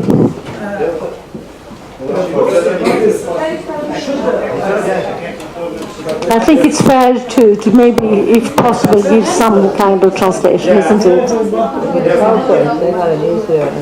Yeah. The PowerPoints might be helpful in the translation. Now we have a major discussion on that point, whether to translate or not. Yes, that's a good idea. While you are discussing that, let's go to some elaborations on issues. And I would like to start asking the panel, I think there was kind of a theme between you all in the sense that we are on one hand having facts, statistics, figures, telling us what is true, what is reality, and on the other hand we have images, pictures in our heads, sometimes conveyed by media, and most of them conveyed by fear. We are afraid of the development. We are afraid of what's going to happen or not happen. And these images compared to facts, how shall we deal with them in order to go forward? What is your spontaneous comment on this discrepancy between facts and images? Who would like to start? Elizabeth. I think we have to ask, where does the fear come from? I mean, who produces the fear? Does it come from the refugees? Or is it the political signal or the political symbols from above that creates fear mostly? It's a long, I think, recognition that if politicians signal that a group of people are unwanted, that creates more fear in the population itself. I would not excuse the media either, because if the media only report on the problematic sides of being a host country to refugees, then of course there will be the inner fear that you talk about, Lotta, inside your head. If you sit down on the bus and you see, let's say, 4 or 5 young boys with sort of refugee background, and you think, oh, maybe they will pickpocket me or anything like that, because that's the only thing you read in the media. You don't read the story about Lotta having 3 Afghan young men in her house. You don't read very much about me and Hasina either, although I become her khalajan, as they say in Afghanistan. So, I mean, the positive stories that might help the understanding and the hospitality, which we who have been in Afghanistan have enjoyed so much. I mean, it's almost shameful to think of the way in which Afghans are received when you know how we have been received in Afghan homes over the years. I feel bad about that. Hans, how do you convey your positive, hopeful message during or through your channels? I must say this has been one of the biggest challenges during the past year, that we can see that myth that a year ago it was spread, in the most obscure web pages of the internet are now moved into the mainstream political debate. And it's so difficult when you're confronted with myths every day, confronted with propaganda about, and to be honest, also out clear lies about refugees, to confront them over and over again. I think that Elizabeth has a really good point, that we need to also to show the positive examples. Because I feel that, that for me, and I guess most Swedes actually meet Afghan refugees on a daily basis or every week. We have such a positive experience. We meet all these Afghans so eager to be part of this society, to have an education, to contribute. And then you open the newspaper and you see a totally different story. So I also think it's important that, we need more and more areas in our society where ordinary people are meeting each other, where ordinary Swedes meet ordinary Afghans. Because I'm pretty sure that those meetings will crush most of the myths about Afghans coming here. So having people meeting and interacting on a personal level is one of the remedies. But I'll turn to Prio, who is really into facts and figures. And one way is also to conveying facts. This is a small pamphlet that I hope everyone in Sweden will be familiar with. You can watch it. Here are good and supportive facts to their benefits and true facts about migrations. But how do you manage to spread out facts and statistics in a way that also hits the heart and the stomach, not only the brain? Or do you? That's a very good question, and I think if that's what you are intending to do, you will always feel that you're not good enough at it, and there is more that you should do. We communicate with many audiences, of course. We communicated with politicians, we communicate with policymakers, but also with the larger audience. And I think in the political climate we are in now, I don't think what Elizabeth said makes a lot of sense. But what I'd like to add to that is that if we cannot neglect the fact that in some of these sentiments are quite deep amongst common people, and I think they are genuine in the sense that they are more than mere reflections of the manipulation of politicians. Yes, politicians compete for support, compete for voters, and are often smart in trying to devise a particular debate so that they earn from it. Yes, but that's not all there is to it. I think many people are genuinely worried about the developments, and you can be worried about developments even if you think all Afghans are superb people. You can, for example, be worried about developments for some of the reasons that has to do with the type of figures that I had on the board here. 3 million Afghans in Pakistan who are told that they will have to leave Pakistan within the end of the year. Last year, what I call the so-called migration crisis was 1 million people coming to Europe. And that already was more than we were able to tackle. Partly, that's our own fault in Europe, but nonetheless, the figures are quite high.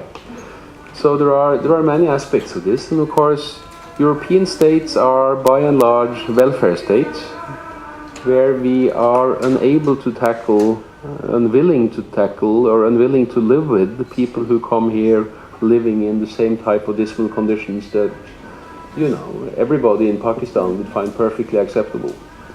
And we are very worried about our welfare states. So there are I think we have to recognize that there are some genuine issues here that are very deep. And now I mentioned the most difficult ones, but let me just end on mentioning one fact that is more a direct response to your question. One of the things that has become very clear to us, to our research, and I think the research from many others as well, is that what often is pointed to as a paradox, namely that refugees and migrants who have strong connections with their home countries are poor citizens. Or what? Is poor citizens. So an Afghan coming to Norway who continues to travel regularly to Afghanistan, spend much of his or her money in Afghanistan, and be engaged in the politics or civil society or whatever of Afghanistan is a poor Norwegian citizen. Now I think increasingly what we see from research is that that's exactly the wrong image. The person who is genuinely engaged in his or her home community is also that is genuinely engaged and a constructive citizen here at this end of the scale. So the engagement spills over. Facts, I think it is very important to convey in a convincing manner. And some of them are actually quite simple and quite neat, but counterintuitive and can really make a difference. And things like that can also be pinpointed out in research, making that kind of things clear, that if you're an engaged person, you're likely to be that both in keeping in touch with your country of origin and also in your present. I'd like to put the question also to Ida. Amnesty is known both as a very strict humanitarian legislative organization, scrutinizing what's happening, for example, in Pakistan or not, but also as an activist organization. How do you, for example, in Sweden, deal with attitude refugees or xenophobia or protecting the welfare state. What is the response from your civil society side of this? Yes, well, one important part of Amnesty that's different from many other organizations such as Human Rights Watch is that we are a member-run organization, so we have members who are contributing to the most of our finance, and we also have other organizations who help us with our funds. And we also have many of our members are activists in different areas. So it's very important for us, of course, to engage activists in concrete activities, in reaching out to the general population or different groups that we want to reach. So it's not just doing research and coming up with our policy, but also engaging people in taking part in taking stand in what they believe in. And we have different activities in Sweden, for example, with our activists who are specialized in migration law. They organize different sessions and seminars and movie screenings and things to give information, but also help with meetings and help with people to meet each other, to see each other, and to learn about each other, and to get a personal image of a refugee, which is very important. And what we see with the media, as you talked about, is that pictures of refugees have been mostly pictures of a mass of people, just groups, and just flows, streams, faceless individuals, numbers, statistics. And what we really need is the personal meeting and people to see that refugees are people like you and me, like anyone who just want to come somewhere where they are safe and where their children can be safe. So, yeah. Thank you. I think both Elisabeth and Hans want to add to this topic. Elisabeth. Yeah, very shortly.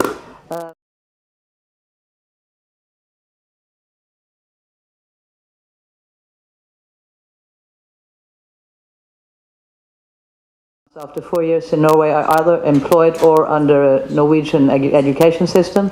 That might convince some, but you have to speak to the heart, and that's when you need storytelling, I believe. I'm currently a leader of a research project where we're interviewing newly arrived refugees from Syria, Afghanistan, and Iraq about the way in which they use mobile telephones underway. And the way is long. I mean, it's not that they take the flight. They spend like 20 to 30 days from their country to our country. And there we get stories. They tell immense stories. And I work together with a young Afghan, Hazara, and a young Kurdish Iranian on this project to help me. And this is a wonderful project because it started also with the way in which they told me about their own flights, which were very dramatic, actually. So, I mean, storytelling helps. And one example of this, which is quite interesting, is the Party of Progress in Norway, the rather extreme right-wing party. A member of that party in our northernmost he was very hostile to immigrants, and then one asylum home invited him there for a meal. And then he came to know, oh, these are nice people.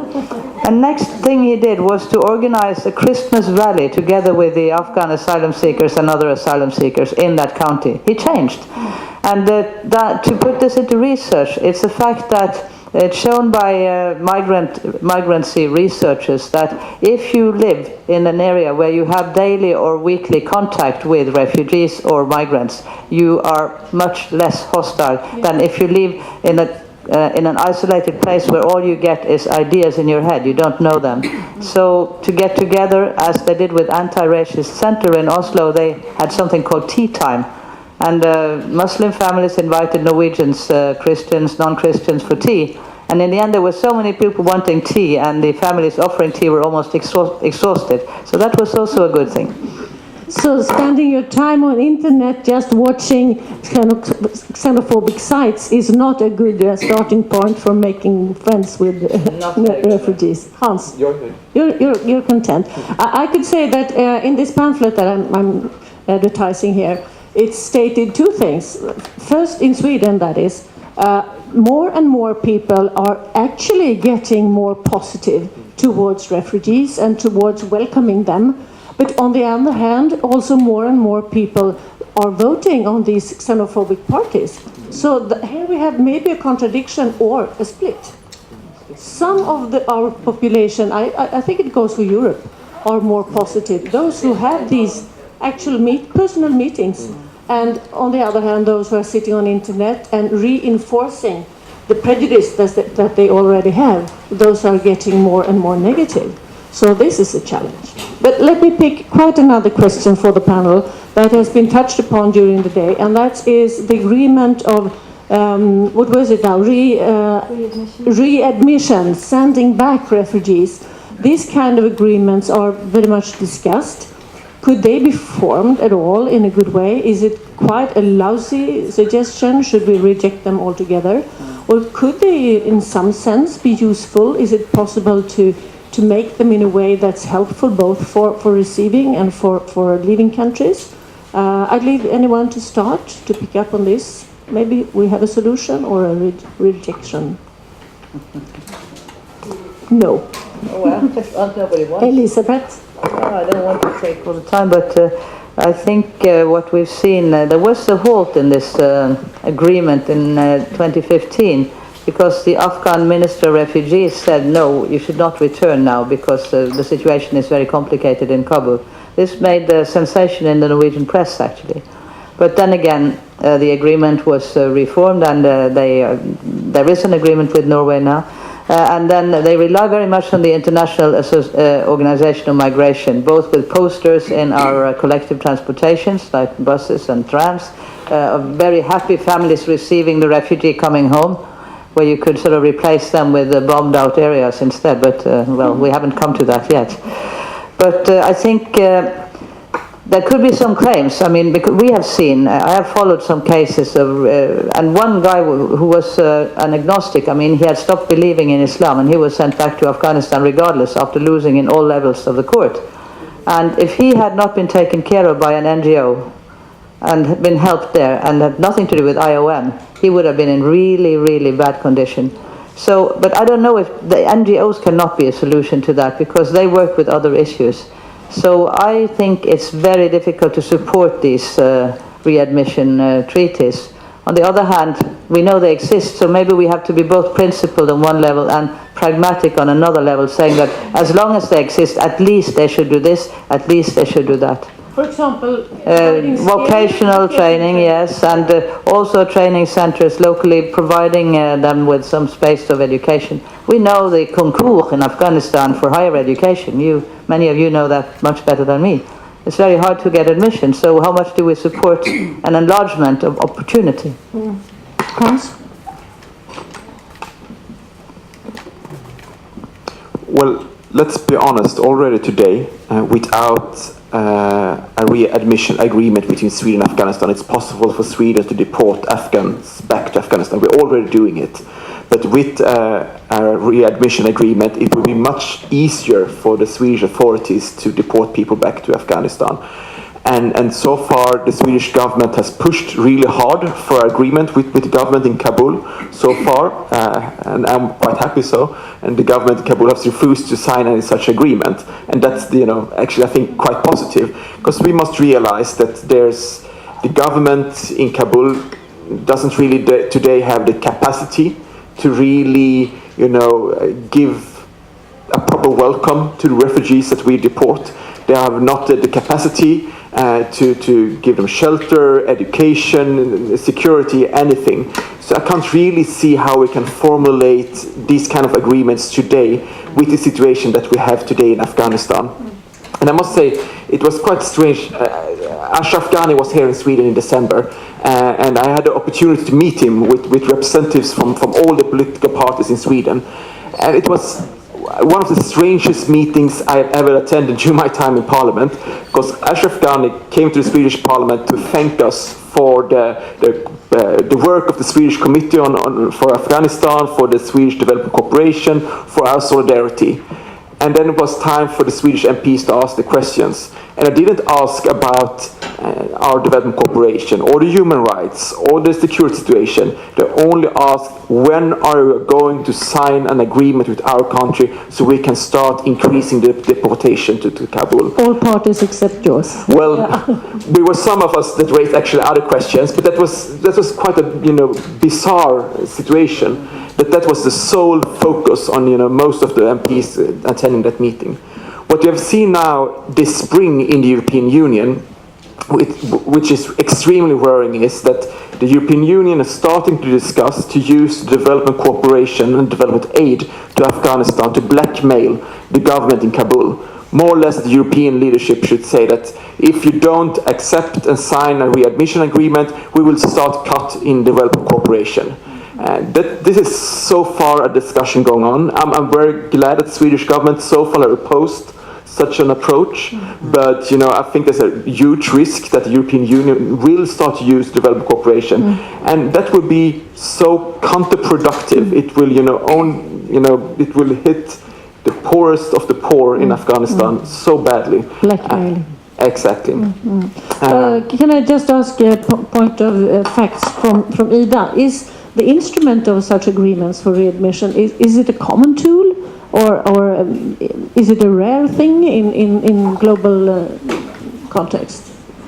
I cannot really assess how common it is in numbers, but there's always been agreements between states on how to deal with nationals of their countries and how to cooperate on deportations, but also on scholarships and visas and things like that. So there's several different kinds of agreements between different countries on how to deal with travel of nationals between them. But of course, states have the possibility to make such deals with each other, but you always have the obligation of human rights and international law at the bottom that has to be respected.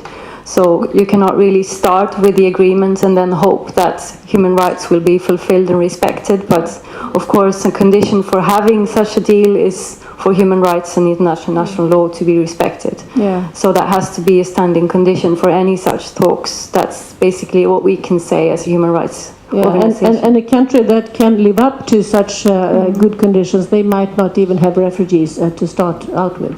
Oh, yeah. I believe you wanted to add something, Christian. Yes, couple of issues here, and perhaps I take on the role to some extent of being a devil's advocate, because we all seem to agree on many of the fundamentals, and there's nothing wrong with that. But in this whole debate about refugee admission in the West, one of my main concerns is that there are a lot of people who are deserving of protection who don't get it. Because the only way now of actually getting to apply for asylum in a Western country is to be able to mobilize the resources and be able to go there through illegal channels. There are lots of aspects of that, of strengthening smuggler networks and so forth.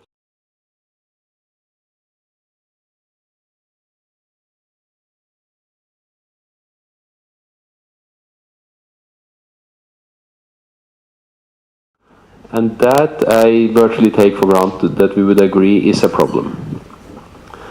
The second issue, though, which may be more difficult, is the question as to, is it permissible, is it acceptable that Western countries say that amongst those who get here and apply for asylum, we give asylum to some and we send others back? It's only the opposite side of the question that we have already asked, but we haven't really asked it in that manner, and once you ask it in that manner, it's a little bit more brutal. One may even think that ethically the world should be a very different place, and everybody who has himself or herself finds reason to undertake such a travel actually has good enough reasons that they should be warmly received. Politically, I don't think that's a very viable standpoint, though. The world genuinely is unfair. I have no hesitation saying that. But I don't think politically such an approach is viable. And it's worth reminding ourselves that I think in Norway and Sweden and a number of other countries, if we go back a year or two, we would hear a number of people, certainly on the left, but in Sweden, virtually across the political board, with the exception of the ultimate right, saying that we should have an open door policy. Everybody who wants to come to us should come. I can't recall having heard a single politician said that in the last 12 months. And again, it's back to what Hans said about how dramatically things have changed. So being a devil's advocate is probably not what I am, but at least a little bit of a reality check in what the debate is like. And I do think, as a starting point for the debate, to assume that return of some is in itself illegal is not really viable. And I think the reminder about the fact that the selection mechanism now is simply that those who get to seek asylum are those who are able to mobilize the resources and have the health to undertake the travel are the ones who can apply. I don't think that is a good selection mechanism, which ultimately may be a call for a total rethink of the way it works. And I already said I think that is risky at the moment, but it is genuinely an unfair system the way it works, also if everybody was permitted. It's not only that. You have to consider also that 300 journalists left Afghanistan last year, according to NAI, Open Media in Afghanistan. And they leave Afghanistan often for rather tough reasons, because they've been harassed, they've been threatened, and there are special ways in which one deals with people who are at the core of what remains of democracy in a country. But I basically think it's important that you ask those questions that you did. Yes, and I feel that this discussion raises more questions than answers. But let's now go to the audience and open up for questions and remarks from the floor, please. And make sure there is a microphone around. Otherwise, you can come in front, because we want to hear you. Come here. Yeah. We want to hear what you're saying. I want to see you too. Yalla. Please come forward and take the microphone. Here's a microphone.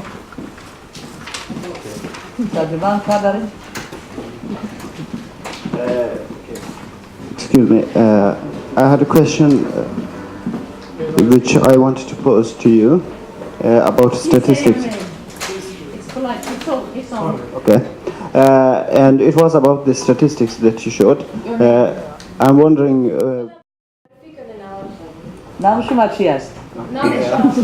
Okay, my name is Reza Javid, and I'm working mostly with statistics, so I'm very interested on when I see statistics. So, I was wondering where you have got the statistics. Is it your stat, OECD or other sources?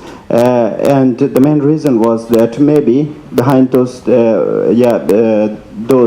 digits you can see some people who are registered twice or 3 times, because some people come. We knew that many people came to Germany first. Because Germany opened their borders, and they had intentions to let Syrians come in, but many Afghans also thought that maybe it's for all migrants, so they came to Germany, and then Germany said that, okay, we have no place for Afghans, and many of those Afghans who were in Germany then came to Sweden. So I'm wondering if the statistics show those as two, you can say, doublets or only once. So you put the question to Christian. Yeah, it's a very good question, and I think I'll answer it very short. My starting point is that all of these statistics is unreliable, inaccurate, undoubtedly. Some is more inaccurate than other. In the slides there will be references, so you will see where all the statistics come from. It's not my own statistics, it's picked from different sources.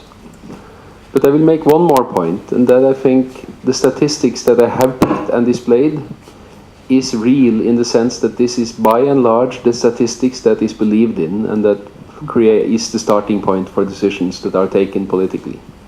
So in that sense it is real, however inaccurate it is. Those are pretty much the sort of the mainstream figures, and from some of these things there are a lot of different figures circulating, but I have not used extreme figures in any sense. They're pretty much what is taken for the truth, although, as your question depicts, it is not the truth. It's very inaccurate. You're happy with the answer? Yeah. Yeah.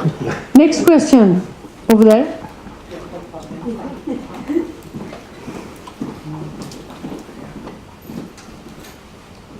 Hello everyone, my name is Khaled. I have come from Germany, and I'm newly in Germany. I'm newly integrated in Germany. Since 7 months I'm living in Germany, and I have seen lots of new refugees who have recently arrived. Some of them have escaped from one country who had not the fingerprint or whatever. They came to Germany. And lots of them are having big problem with their future, because still they didn't hear what will be the future for them. This is the main point that they are concerned. And I'm sure it's with the other countries as well, that lots of refugees have the same problem.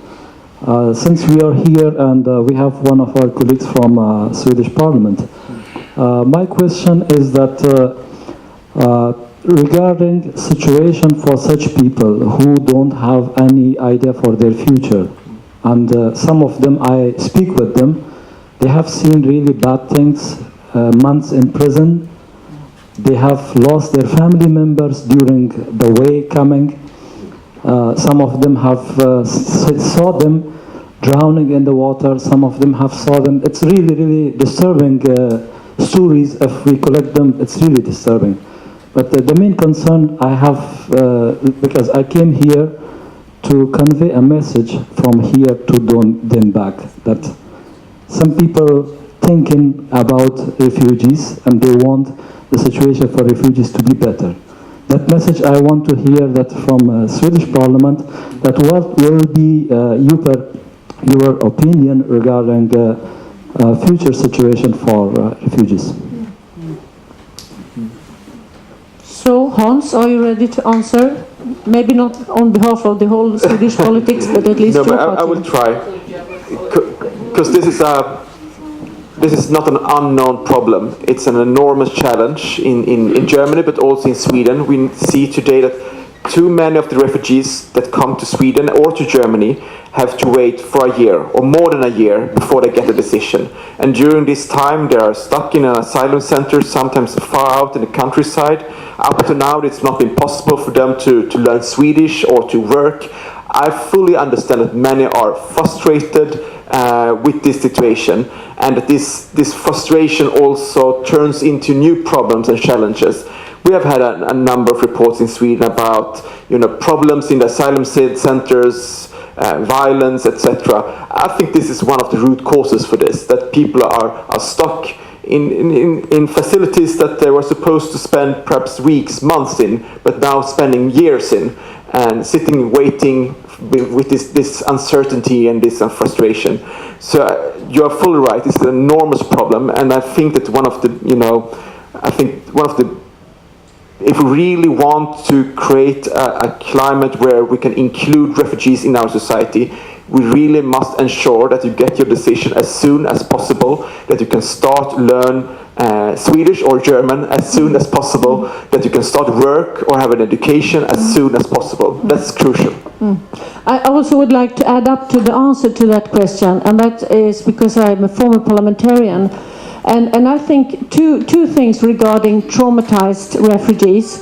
One thing is that ordinary people, they don't know that. They don't understand how deeply hurt people can be psychologically and in what they have experienced out of maybe being tortured or what they have seen or experienced as refugees. This is unknown to the public.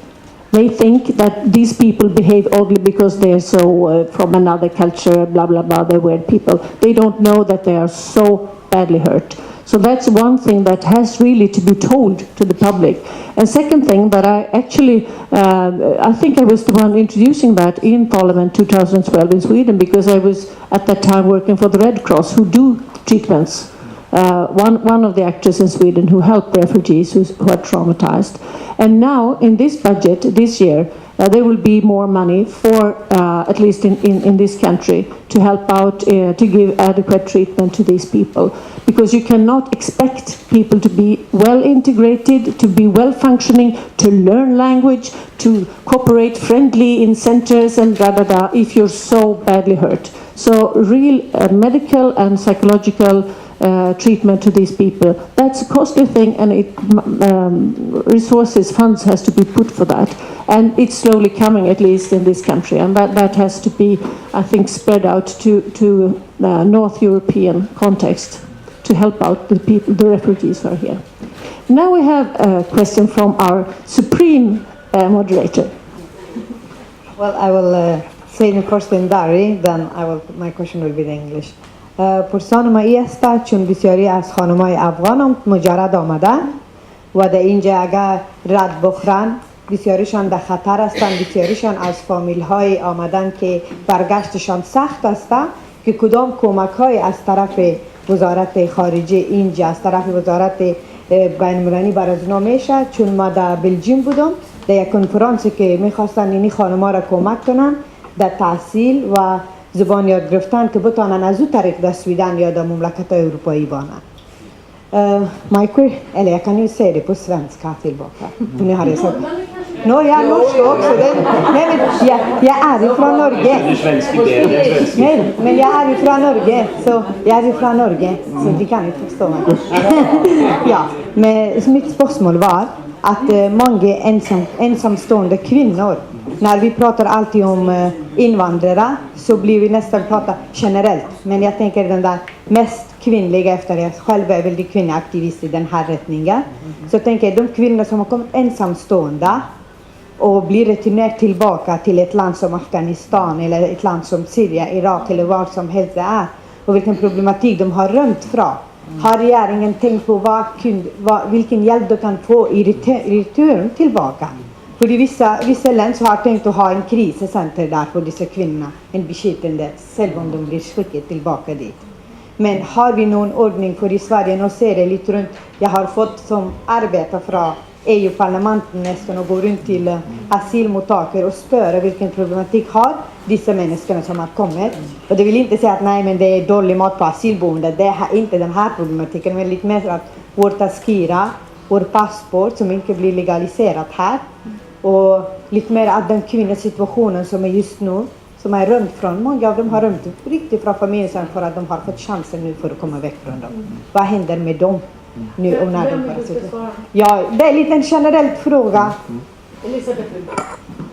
I've visited twice the crisis center, one of the crisis centers in Kabul, and to say that it is a beneficial thing to send women back to such a place is a very dubious conclusion, because what the worry is in the center is that these women who have seek refuge there, they do not know where to go from there, because they're stigmatized and there is no way they can just return, because they run away from forced marriages or from rape or from forced prostitution or from bad tradition, all these different tribal traditions. And the problem for this crisis center is you get influx, but it's very hard to get them out into society again. They haven't found any way. But I have one of the people we interviewed in this mobile flight project was a young woman who came with her grandmother, actually. They traveled together, the two of them. It's an odd couple, to say it that way, in refugee situation. But she had been threatened at work for working for an NGO with some Western connections. And I think that is something you see, that when women go to these organizations, they often receive a lot of threats. So I think it seems to me, at least in Norway, women have a somewhat better chance of getting permission to stay, because at least authorities, even if they're strict, they realize these dangers to some extent. I haven't heard of many cases of single women being sent back, but maybe others have. Maybe you have, Christian. I know that Karzai, some years back, he closed down a women crisis center in Kabul, saying that this is a brothel. So, please, now your turn. Take the microphone.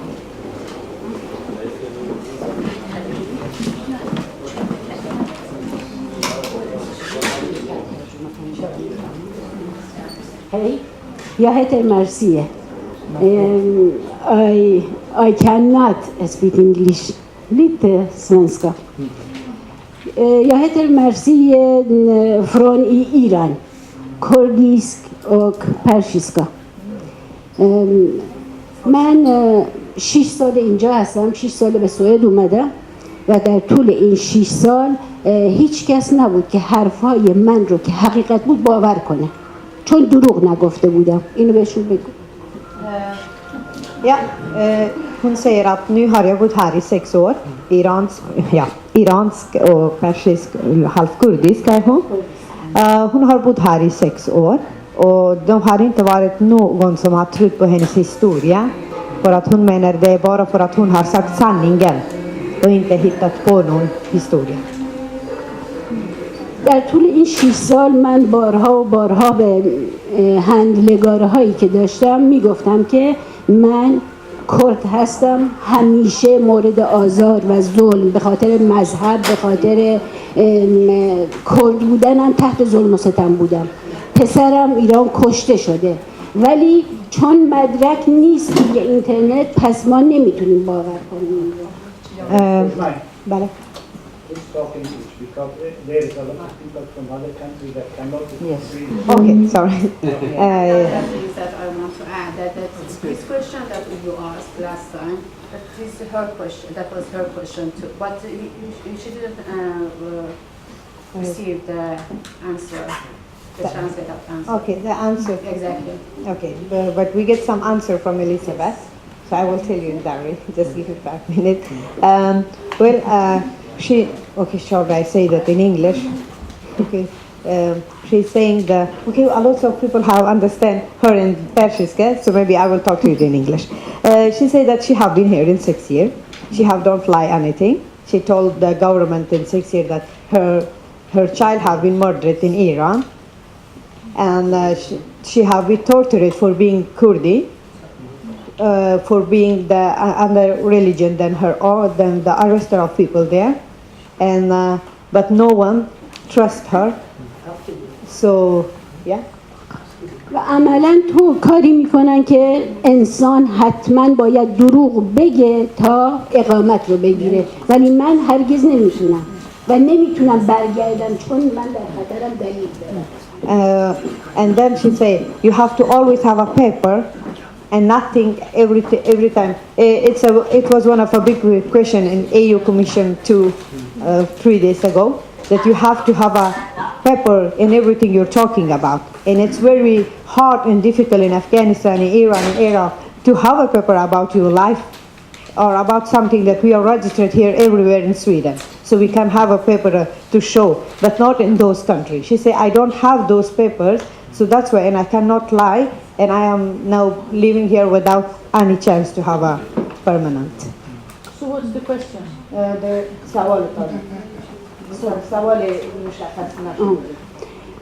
الان من میخوام ببینم که آیا میگریشن، من 6 سال اینجام، الان حدود 9 ماه 10 ماهه رفتم پرونده رو بعد از 4 سال ارائه دادم بهشون، بازم هنوز پرونده من معلوم نیست اصلا کجا هست و کی بهش رسیدگی میشه، و در طول این 6 سالم من فشار خون، ناراحتی قلبی، ضربان قلبم، تمام مشکلات رو به خاطر استرس هایی که به من وارد شده اینجا گرفتم، و اگر میتونستم برگردم ایران، اگه میدونستم تو همون فرودگاه منو نمیگیرن، هیچ وقت نمیشستم تو این سن سال این همه مصیبت رو من اینجا بکشم، تهدید پلیس قایم شدن و خیلی مسائل دیگه.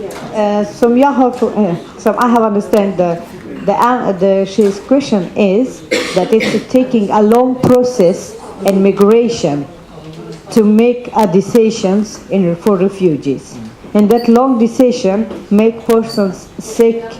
That long decision make you to wait for a life you don't deserve. If I could understand that it will take me the 6 years, I would never come to a country that don't accept me.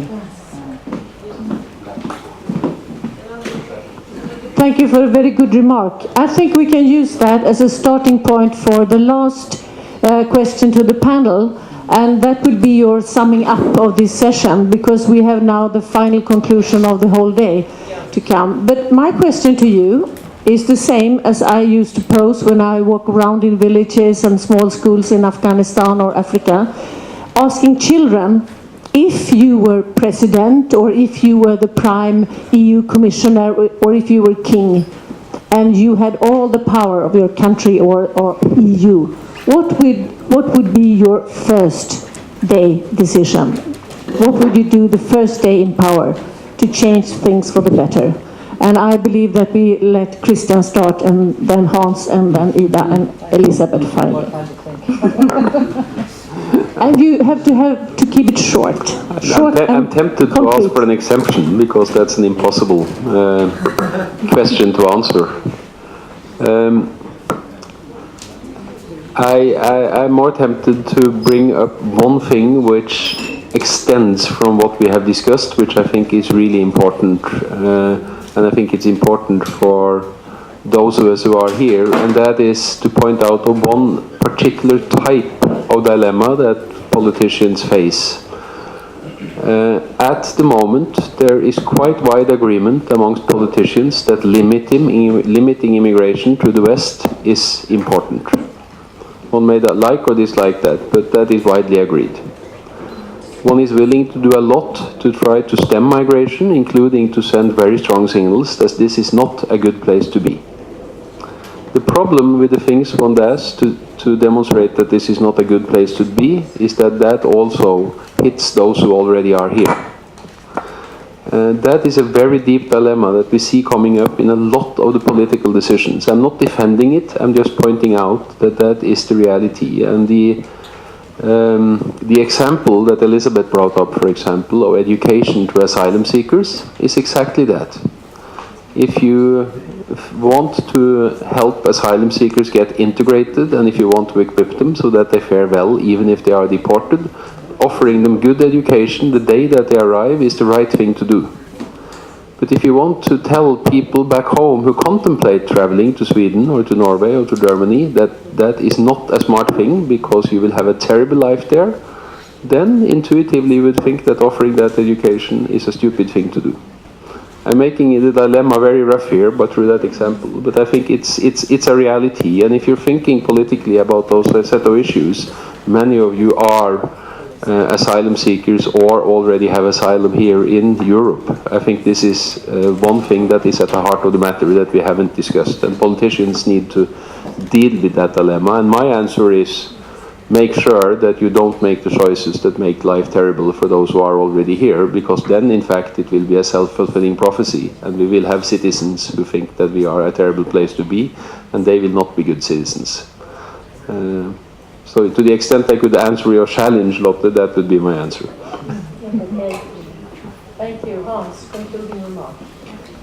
First of all, I would like to thank you for telling your story here, because I think it's important after these discussions we've had today that we remember that when we talk about refugees, we don't only talk about statistics or figures, we talk about human beings, men and women of flesh and blood. You are one of those that actually are suffering under the legislations and the policies that we have. And I think Elizabeth showed earlier that there's a total lack of understanding and knowledge, for example, when it comes to the situation in Afghanistan on a general level. But when we come to questions concerning women's situation or the challenge in facing ethnic or religious minorities, we have talked about the Hazara earlier today, then I would say that the understanding and the knowledge is even, the lacking of understanding is even greater. And you have showed that with your story. If I was president for a year, we have a kingdom in this country, prime minister. I would say that if there's one thing I would say to ensure that we have a long-term and untied support for the Afghan people, to education, to healthcare, to human rights, to gender equality, to livelihood all around Afghanistan. Both because I think that would improve the everyday life of the Afghan people, but I also think that we, through a long-term commitment when it comes to development cooperation, can help the Afghan people to build peace in their country. Because it's my strong conviction that nobody is born as Taliban. Nobody is predestinated to become a Daesh fighter. You know, I'm strongly convinced that if we give the youth of Afghanistan the possibility to have education, employment, livelihood, both in the cities and out in the countryside, we will see it will become much more difficult for organizations like Daesh or the Taliban to radicalize the youth of Afghanistan or to recruit future fighters to their ranks. I'm going to pray that you become Prime Minister. You will pray that you sit in the White House. What do you prefer, Swedish government or White House? Ida, what is your solution if you were president or prime minister or EU commissioner? What would be your first thing to do? Oh dear. It depends on how to put the question. I mean, if just to put a solution or ways of dealing with the refugee situation or ways of dealing with the problems causing the refugee situation. Just because you all said such things that I would like to say, just I could focus more on the refugee part, I think. Just how to solve the imminent situation right now. That's like the first thing we have to do. The first thing we have to realize is responsibility sharing. The situation we have in the world with severe differences in which countries receive refugees, which countries host them, which countries give them any kind of human rights, which countries send them off to offshore centres such as Australia. We have a situation where countries that actually do very little compared to their capacity and their population and their size are saying that they're overwhelmed, that they're overstretched, that their budgets are finished basically. And then we have countries which are in fact overwhelmed, if you want to use that word, which we are encouraging to take in more people or to keep them there. So where we have to start is to realize the responsibility sharing part of this. That this is a global phenomenon, a global problem. Every country is interlinked. We cannot just say that one country that's closer to a country in conflict is more responsible for dealing with the situation than Sweden, Germany, Australia, and any other country. So that's what I would start with, just to try to convey that message and to try to set standards and cooperation for that. Because that's really where we need to start. And right now we're having the opposite developments with states and governments and organizations trying to shift responsibility to other parts and to isolate the problem to certain parts of the world. And that's never going to work. We know that. So that's where I would start, at least. Thank you, Ida. Elizabeth, you close up our whole panel. Oh my God. To my friend from Iranian Kurdistan or Kurdistan, Iran, I think what you are addressing is in a sense the importance of group rights. They were more recognized before. There is no other explanation why Afghans 80% could get asylum in 2015 and not in 2016. I mean, there's something with assessment of vulnerable groups. For example, Hazara groups from Afghanistan, which is now turning less than before. And I think the same goes for Kurds. And I don't know to which extent the Norwegian government and other governments are going to be closer to Erdogan in Turkey, for example, with his policy on Kurds, which is horrible. But to recognize that there are vulnerable groups, be they women in particular patriarchal societies, be it sexual minorities, religious or ethnic minorities, is something that is important for politicians like Hans to address. If I were Prime Minister of Norway, I'd stop all the weapons export. Norway is a big weapons exporter. And I would promote dialogues. I spent a great deal of my last 10 years in dialogue with people with whom I don't agree. People who come from the largest Muslim countries in the world, such as Bangladesh, Pakistan, Indonesia, but also Tunisia, Iraq, Iran. And I do that because I believe that if we don't try to understand each other and to approach each other, the alternative is that the weapons speak. So there is a connection between cutting down on weapons and enhancing dialogue across borders.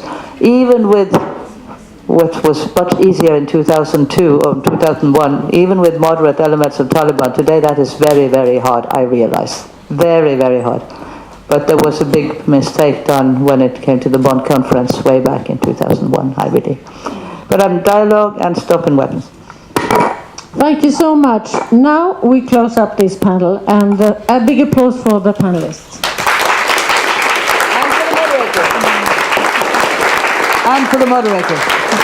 But now I bid the Vice Chairman of FAROE and the previous moderator entering the table and saying thanks to you. And also I believe Dr. Weiss. Oh, okay, that's the Vice Chairman. So, who will conduct it?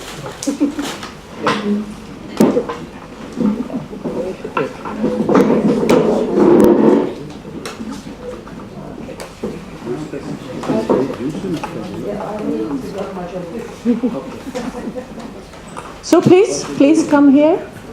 You're invited. I believe that this was the Vice Chairman, no? I'm the chair. You're the chairperson. Okay. So I think we will also need help from what has been said from the audience to end up with this. The overall purpose of this whole day is now to have a sort of message to put forward. So what have we found out today? I have made a tentative list of a few big, small, concrete, abstract things during the day, but we have to help each other out with this. First thing on my list, what you said several times, people who are coming back need to have a skill. Isn't that very concrete? Is that something we can agree upon? To have vocational training both in European countries as well as trying to arrange that in Afghanistan. Is that something we can agree upon? Please take your microphones and say what you like. I'll be a secretary. I think that this will be the last choice for us, because and the first time actually we will wish to struggle against the policy of deportation of Afghans, because it is not just, because it is against the UN Convention on Refugees, especially if the refugees are not processed, their asylum application is not processed, then it will be illegal to deport them. But if the asylum process is gone and the asylum application is rejected, then I can accept as a representative of FAROE the choice to give the returnees a vocational education and a chance of work and financial means in the country of origin. For example, investment in country of origin to create work for the returnees. So first of all, stop deportation, and then, if necessary, send back, but both with vocational training and also job opportunities. Job opportunities. Yeah, and that goes together with development aid, doesn't it? Yes. Yeah. Okay. So one thing we have agreed upon. What were your main? What did you bring from the first panel as maybe something that we could put down today in final conclusions? From main panel, I think that the most important thing is that many of those people that came and talk, they work with the government, and I think we have to have some brief it's not just our work to work some things. I think yes, we know that how government work there, but at least we have to take action. Especially, I request more human rights organization to take action clearly about it, and many other activists that they work with policy, especially Mr. Najafi, that, okay, he worked from the first 2001 until now there, and have been participate of many activities. So I think we have to just select some things or maybe action that could push government to take action about refugees or solve the problem, especially with Iran or maybe Pakistan, because most the problem that refugees has in Afghanistan, at least, it's with Iran and Pakistan. When you say human rights organizations, do you mean, locally, like in Afghanistan, in or Afghanistan. do you mean international, like Amnesty International, or? Sure, I mean general, but especially more Afghanistan, because they are there and they can do some things with government, at least take action. But I have to ask you then, when you say take action, is that like Ida was saying, pointing out breaches on agreements? Like now you have undersigned this, but you are not doing it. Is that what you mean by taking action? No. I mean, if we could, for example, list some things, because we have Mr. Najafi and Sovan here, so we can at least give our message to them. That okay, we had this seminar and we came for these points, and it's important to take action with this kind of things, or this kind of agreement that we have. I mean this. Okay, so support local and international human rights organization. Okay, you gave me a note saying that you had an important question. What was that? Yeah, this actually. From Germany. You need to have the microphone. From Germany, I was called by a friend before this conference, and they told you have to talk on minors who are disappeared from Germany and from other European countries, because they came to Europe, they are registered by European states. For example, in Germany, thousands of minors, Afghan minors, are disappeared. Some people think, yeah, they are disappeared and they have gone from one country to another country. But there are also other problems. The human traffickers, the criminals who can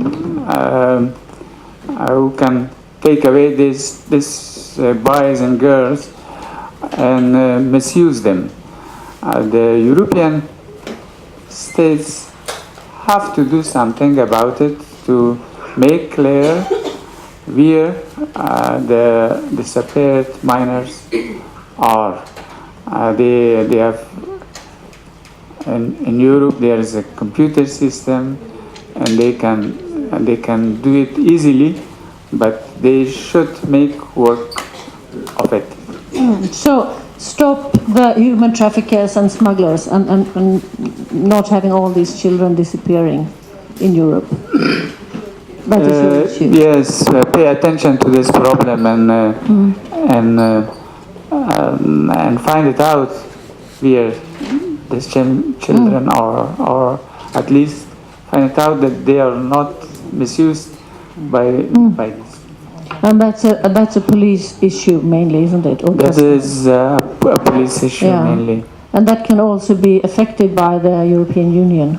Yes. Mutual work in Europe. Yes. Yeah. So my question now: can we support the proposal to support human rights organization? Are we unified on that one? Yeah. And you put it down already. I wonder if I could read what I have here. Yeah. Because it's, Let me just check whether we agree. And second, can we also agree on sort of stressing or enhancing the efforts to stop trafficking with human trafficking? Is that a common agreement? Then we have 4 things so far, isn't it? Elizabeth, what have you put down? This is just something for you to decide on. I'm not a member of FAROE, as you know, but I'm a journalist and a writer, so I write easily. And therefore I've tried to put down now, but also a little bit before, but very much helped by the inputs you made now. A short text which I could read slowly, But and stop, then you stop, could. stop. We have a number of more things. Oh, but they could be in it.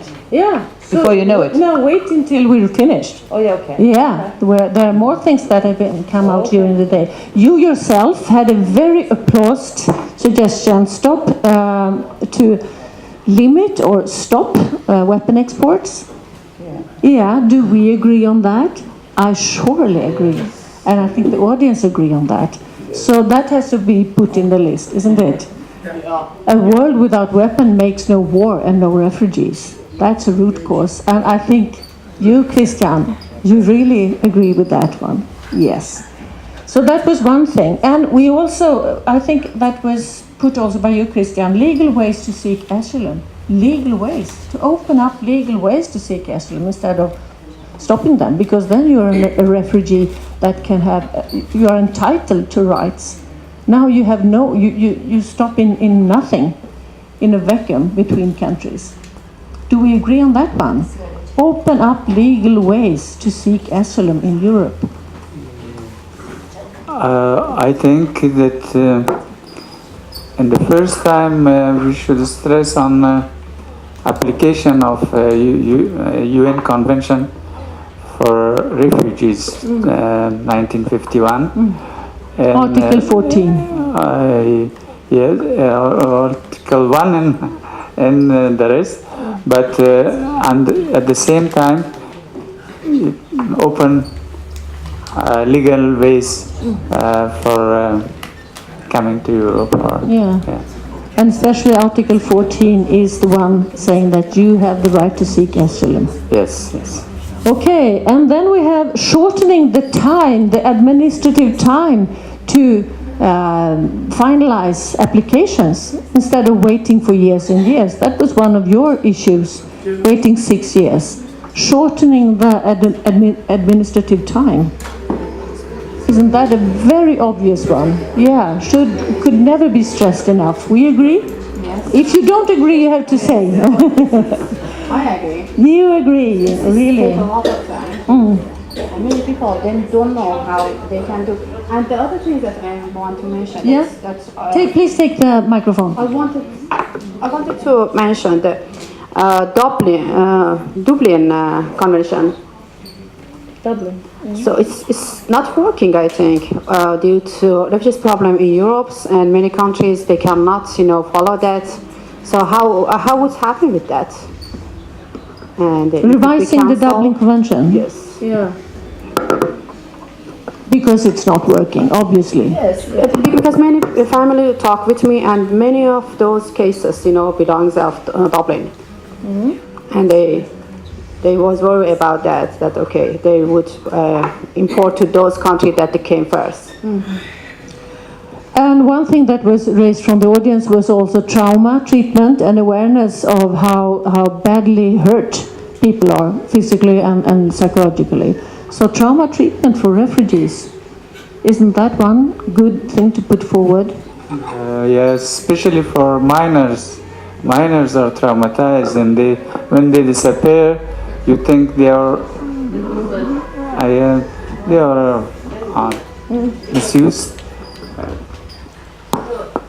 No, I'm not really said minors and also the minors, but also the women, because you know that sexuality is a taboo in Afghanistan, and when the woman is a victim of sexual violence and then she would never talk about it.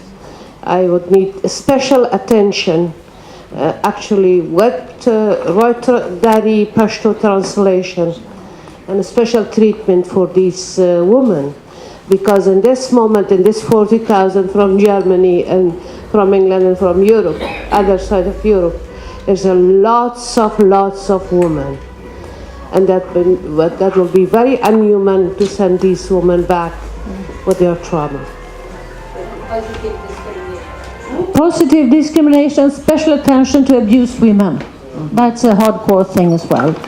Then we have what Ida said towards the end, the urge to, I believe you meant European countries to really share responsibility, but I think you meant globally as well.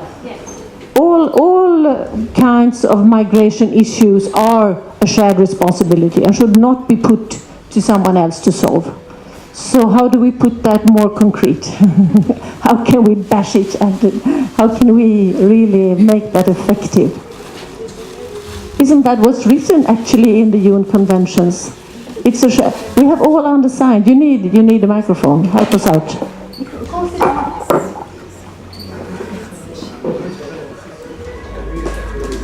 Well, regarding just shortly on responsibility sharing, it's written in the UN Refugee Convention, in the preamble to the convention. So it's inherent in the convention, and it was thought of even in the beginning when the convention was written in 1951.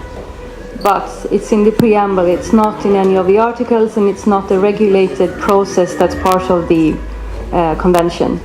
So that's the problem that we have this idea of responsibility sharing that was agreed upon even in 1951, but it's not written in any article, in any binding article.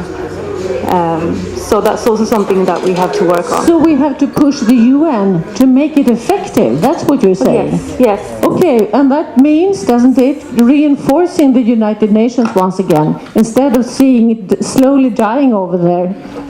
let us put some action into United Nations effectiveness. Yes, exactly. And also when talking about responsibility sharing,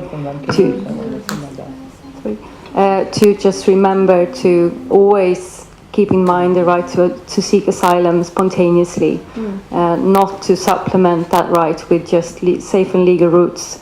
Because we always have to remember that if we have a system entirely based on safe and legal routes, that's something that the states will have the whole ability to control, and they will have the ability to select who can travel to what country, and they can choose the quotas, and they can pick people who they want or who they don't want for integration purposes or other reasons. So we always have to keep in mind that safe and legal routes are one way, but we always have to respect the right to seek asylum, and it's no tension. They realize that we have to have this right. We cannot let individual states decide who can travel to which country. We have to have spontaneous right to apply for asylum. So re-empowering the asylum seeker himself or herself. Well, yes, and the respect for the right to seek asylum, because that's what we're seeing being put into question right now. And that has to be reinforced. Yes. It's been watered down during these years. Thank you. I think you got all this. You seem to be very efficient. One thing that I need help, or we need to formulate more concrete, is what this panel was very much talking about, namely the need for dialogue, for personal meetings, for having storytelling. How do we meet each other instead of sitting in our separate worlds and separate flats and organizations? How do meetings like this one come about more easily in Europe? How do we meet each other, Europeans and refugees and migrants? Couldn't we hear something about encouraging all initiatives of dialogue and get-togethers in the respective European countries? Something like that? I mean, we don't have to go into sort of literary waves of words here if we want to have a short declaration. If we put it like this, to strengthen the civil society initiatives that really open up for human meetings. Because the civil society is there. We understand that, we heard that, we know that. Ordinary people want to be welcoming, they want to talk to refugees, they want to make friends. How do we strengthen them? So you put it there. And you agree? All of you? Yes? Yes. Now I think we're about to come to the bottom of what has been proposed as far as I have understood. But here we have more proposals. Please come forward. I have a question. I talk loud. Do you hear me? Yeah. I want to ask you if you can make a revenue, what's the word? Resume of this day and send to us who were here. Dr. Weiss will fix this. what you have been writing. More suggestions? I like to see that telling a story through the different institutions, both in Afghanistan and different levels. And you are a small town, and you can find different organizations, music institutions, refugees, painters, footballists, all together. We must work together to achieve telling. Not just telling from Afghanistan, and telling from the country from why American come like that. Well, what is different? Afghan people also need storytelling from Western countries. This is, we need to really understand each other and make a global consciousness that local, national, and global level work together to human race. So arenas and forums for true exchange of views and storytelling. That's one of these things. Yes. I would like to add something. To reduce the weight of refugee, all of us, we know that we have a lot of problems in Afghanistan. But to leave the country is also not a solution. Yeah? The human traffickers, the agents, they are working so easy and open in Afghanistan. No Afghan in Afghanistan seeing it as a crime. So if we can pressurize the Afghan government to put some control, to do something about the human traffickers there, they have their number. If they are sitting in open shops everywhere, they are, motivate you to leave the country. Problems one side, we have a lot of problems. I think in the world, we are the only one country we have the most problem. Security, all the problems. But to leave the country as Afghan, I'm not thinking it's the solution. But to reduce the wave of refugee, Afghan government can do a lot than Turkey or other people. If someone leave the country, any Afghan who live Afghanistan, who is not coming back, who prefer to die but not coming back. It's kind of culture, if you leave, you have to go for it. But if Afghan government put control there to get the agents, the human traffickers there, because it's very normal to do that. It's a business. To hamper this business. Now, Elizabeth, as a skilled journalist, please read aloud. We have, one second. We have 2 minutes to go. Otherwise, we will overextend the time. And I think people are starting to drop out of the room. We have 2 hands in the room. One here, Södra, and one there. And then we put end of discussion. Please. And Elizabeth, you're prepared to read aloud. Please. Our commissioner from the Independent Human Rights. Yes, I think now European Union, I am also a member of that. We established one committee. We are working for human rights defenders under the threat.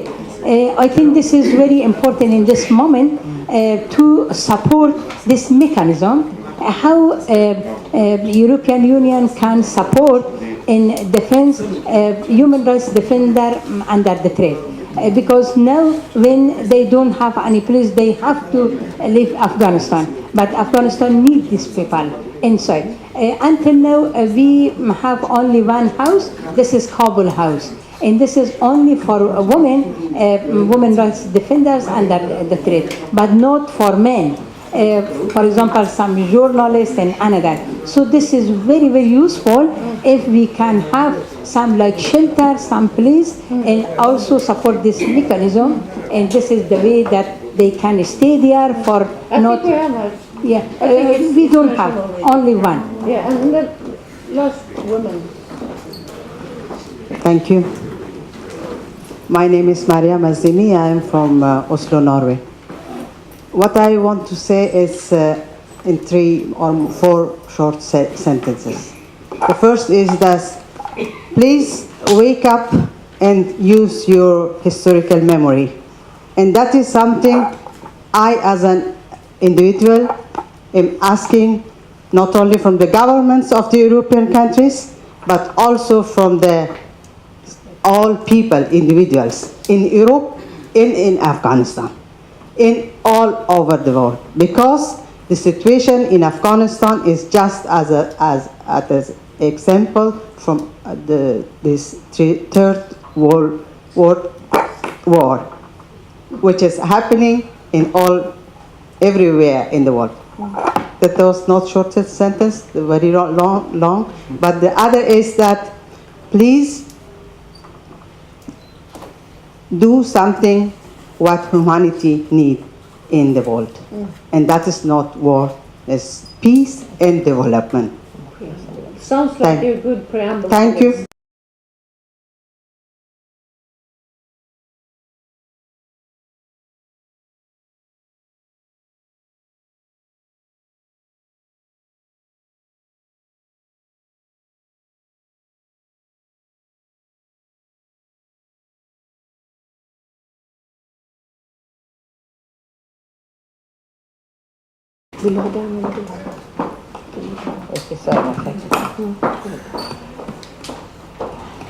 Well, I try to take responsibility for a text including all these wonderful initiatives, and that is a hard task in itself, Mariam. But you're skilled. I've taught journalism for the past 30 years, well, almost, but I don't know if it helps here. But I read now very slowly a text which comes out of what you've all said. And it is not perfect, can't be. But I think the board of the FAROE can make minor amendments afterwards. So it goes like this. The FAROE, Federation of Afghan Refugee Organizations in Europe, assembled in Gothenburg 17 September 2016 to discuss the 2015 wave of Afghan refugees and the crisis in European asylum system, unquote, wants to alert the respective European governments and the UN bodies to the special situation for Afghanistan and EU bodies. Yeah, right. Of course. As we speak. EU bodies to the special situation for Afghanistan and Afghan refugees. While governments increasingly assert that Afghan refugees are baseless and pursue politics to return a majority of the newly arrivals, we beg you to pay attention to the drastically deteriorating security situation in Afghanistan. It is a paradox that while the situation in the provinces is worse than ever in the past 15 years, governments act as if the situation has been improved. Thus, the deportation plans run contrary to the UN Refugee Convention and the fundamental rights to seek asylum, which is currently undermined. Europe needs to open up legal ways to seek asylum in Europe, to limit the risk of death underway to Europe. Thousands of refugees are waiting for months, sometimes years, before their cases are treated by asylum authorities, leading to frustration and traumas. Thousands of minors, out of fear of being deported, have disappeared from asylum homes. Women who have been victims of abuse and sexually based violence need special attention and care, while deportation would be extremely risky. Convention for the welfare of children to make minors less vulnerable, for example, to trafficking, and the return to internal flight, IA to Kabul, can now less than ever before be considered safe. I think this sentence should be moved up. To stem the exodus of refugees, particularly young people from Afghanistan, leaders of nations who are or have been involved in Afghanistan should pursue a politics of peace in the country by financially supporting efforts of reconstruction, providing employment and or education to the young people who today see no hopes for the future.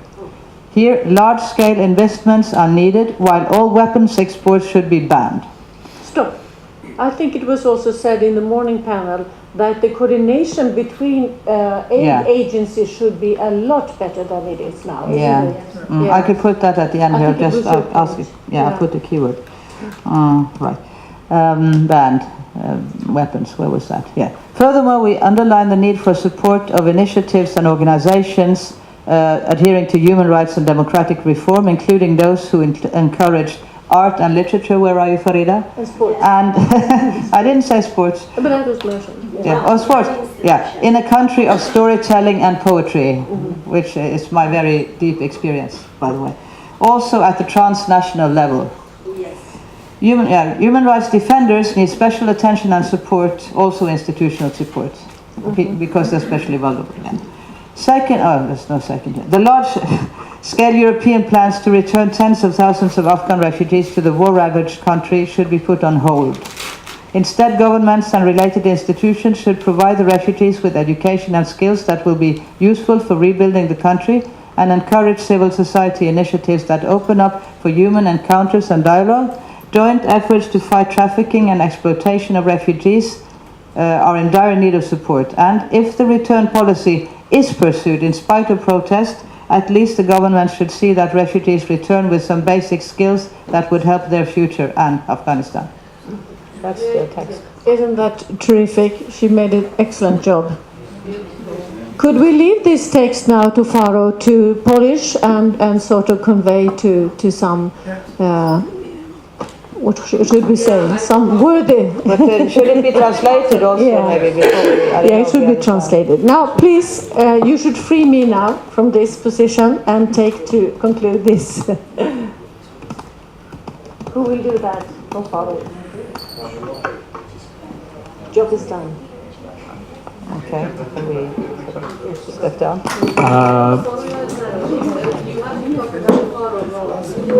Yeah, you'll edit that. It's your job to edit. Yeah. So this was the conclusion of a mutual work in the room this day. Yes. Thank you very much. Yeah, it was a successful conference. Thank you.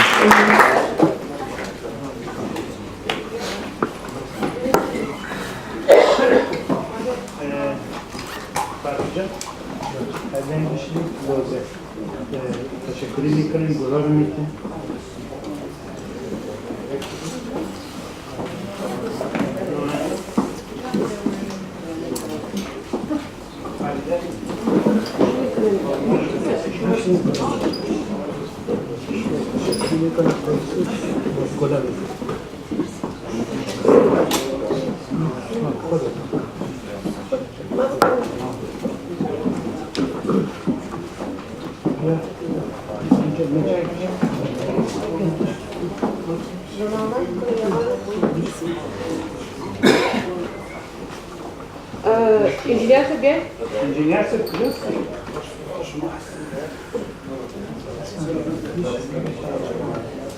آقای یاری؟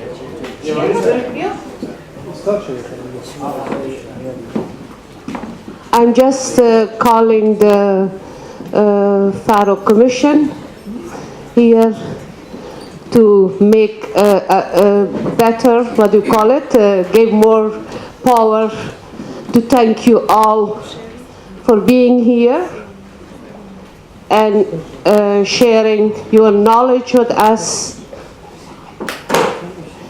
And they're sitting all here. These are the people who really working for 16 years for FAROE, for Federation of Afghan Refugee and Europe.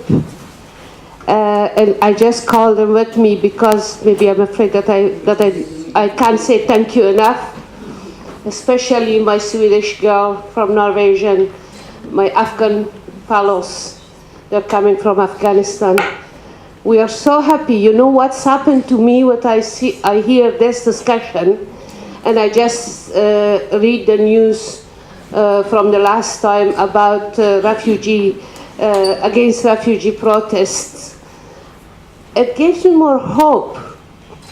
We really have hope. But what you call, Doctor said, that if you don't have hope, you lose it actually. And it gave me so hope that so many scholars from Europe and from beautiful Sweden and Norway and Afghanistan, they still have the guarantee or the, what do you call it, the power to know that we can change the world. There is a crisis, but there is also lots of routes to the solution. And if we really collectively go and I'm going to put this thing away. What do you think about that? I see balance today. I see harmony. I see Afghans, not Afghans, all of us, we are a team and we are all work together. And I really very appreciate that. And the thing is that we have also people from civil society from Afghanistan. And actually we are all thinking in the same direction. What is missing is really the step forward and action to do more. And I think with this recommendation, what Dr. said, what is the lady? Professor? Yeah, but the one who's putting the recommendation, you! Yes, so, Elizabeth, yes. That was a wonderful job and so short time. This knowledge we really need. This open heart, open mind, open communication, we really need to go forward. And the beautiful stories, this gentleman from, I'm sorry that I don't remember all the names, I'm an old woman, about Parliament and about the thinking of you. I'm sure when you go back, you take a lot to your job. And all of us just take pieces with us and try to change things for a group that really need to be changed for them. Thank you so much.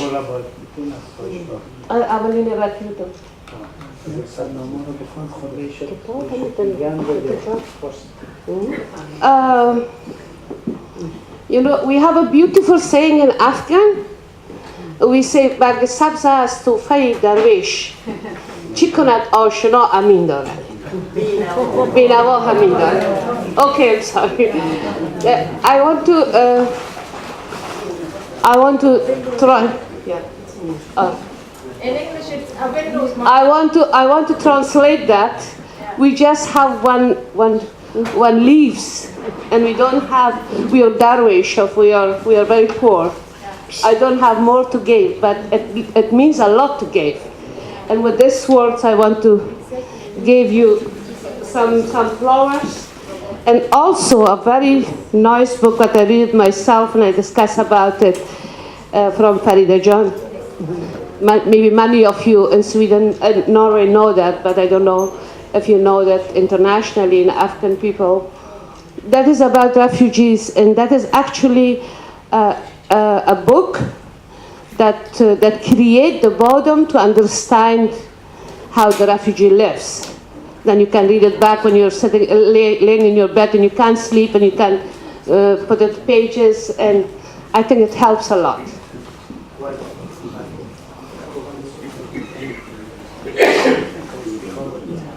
Okay. Okay.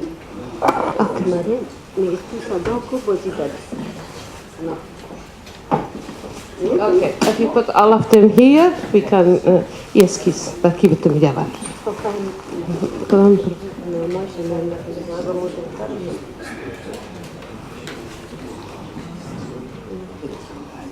Okay.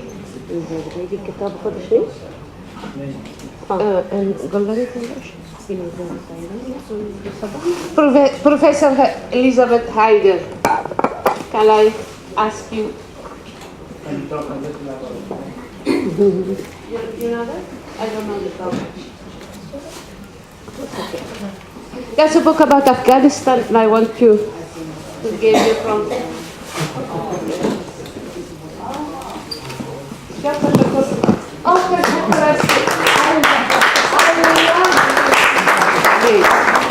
Thank you so much. Thank you so much for experience.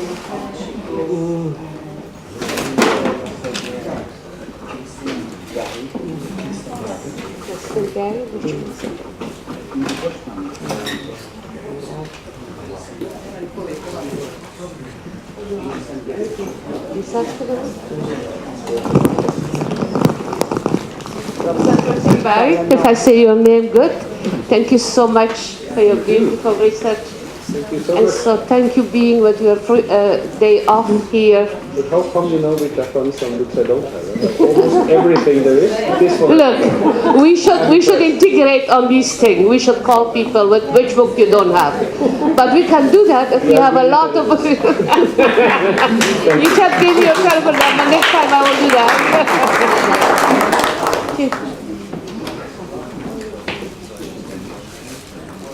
Okay. Masalah semua.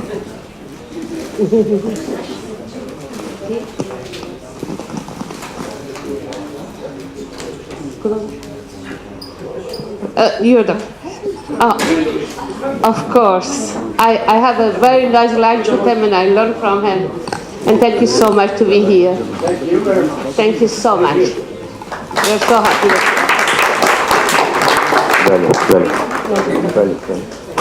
Oh, Dr. Rajafi, you make a very big, large doors and with your beautiful analysis. Thank you so much. Thank you so much. برگ سبز از توفای درویش چی کند آشنا امین Oh my. I'm so proud of you and I'm so happy that you're here. Thank you so much. Thank you so much.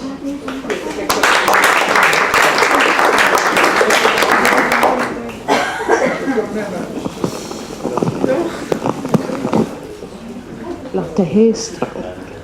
Lotte He, oh my God. You are so good.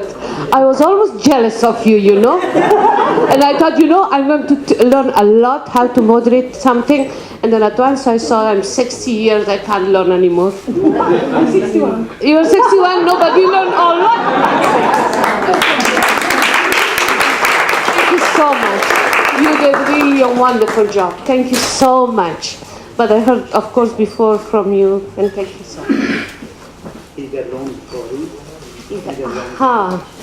Amnesty International. Thank you so much. I was so amazed by you are from Amnesty because in Netherlands, Amnesty is not so active about refugees.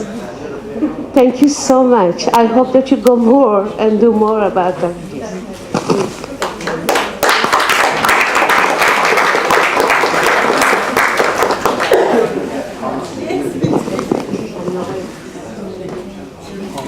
Oh, how beautiful! You know what I hear from your speech.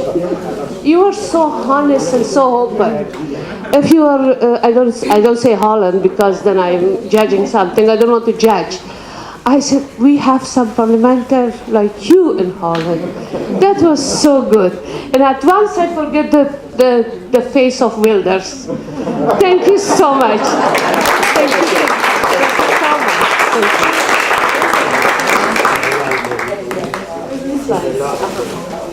Oh, with your beautiful contributions, John. Thank you so much. Thank you so much. And very fast and good translation. I'm so proud that people like you here from my country. Thank you so much.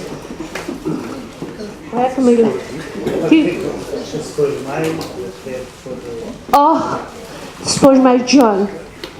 I know. Spoil my John and Nozani. So proud of you. Thank you so much. I just want to see, of course, my work. You know, the thing is that we have some trouble with somebody to tell us. Okay, just hold.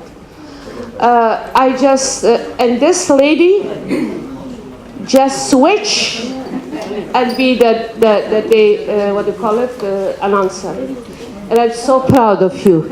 If you are in my age, oh my God, you will be more and more and more wonderful. Thank you so much. I just want to say it's an honor for me to be here with my Afghans and could help today.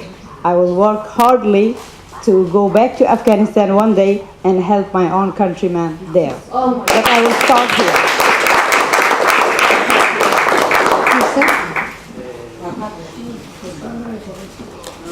I'm دختر نازنین ترجمه. اسبرقه جان. You know, oh my God, thank you so much. I was so amazed by how can you, most of the Afghan kids are coming here, they forget the mother tongue, and I don't know how you do that. But you're translating, I don't know, your translating was so wonderful. Thank you so much.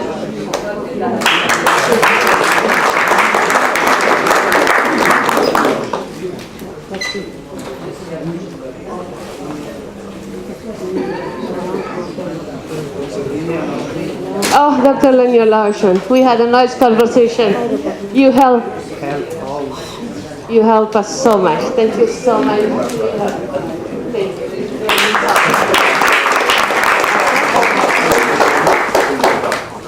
you.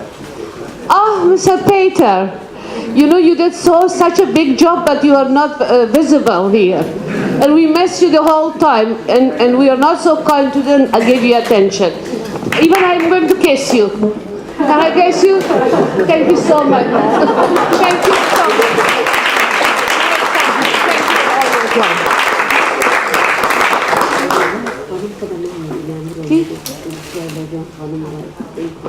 Thanks. Give me some flower. I have more people to thank here. And I'm not living here. We have no more flowers. Okay. Okay, then I'm going to borrow some flower for somebody of the, oh no, not from you. Oh my God, thank you so much. I'm going to call Swaila John Jalalzadeh, and I want to thank her because lots of guests from the Netherlands, they are in her place, and she supports Swaila John. Thank you for everything. Thank you for everything.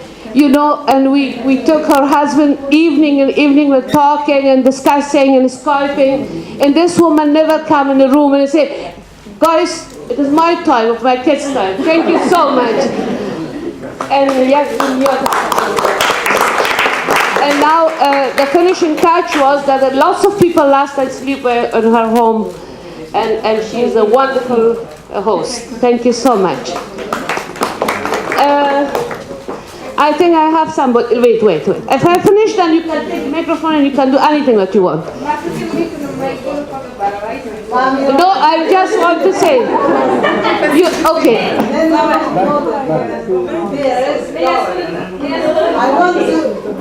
No, just wait.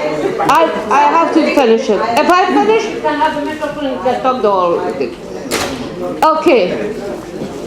And then my very, very wonderful friend. Without Weiss, that was not possible. We are so happy, we are so glad what he has done. And this time, the other FAROE people from Netherlands and from other countries, we were not here. And this guy is working and running and organizing, and I think he implement a wonderful, wonderful, wonderful conference. And we are so proud of it. Thank you so much.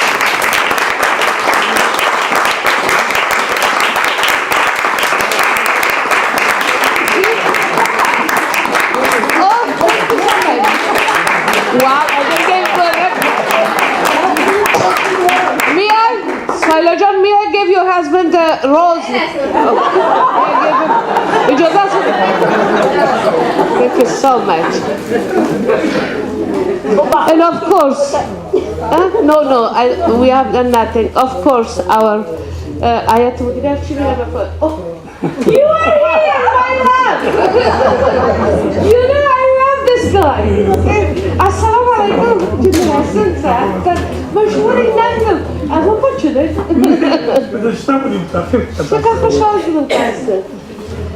You know this people, and especially Mr. Yari, all this what the pamphlets and thing. I would never forget his contribution to Federation of Afghan Refugees. And guys, thank you so much for being here.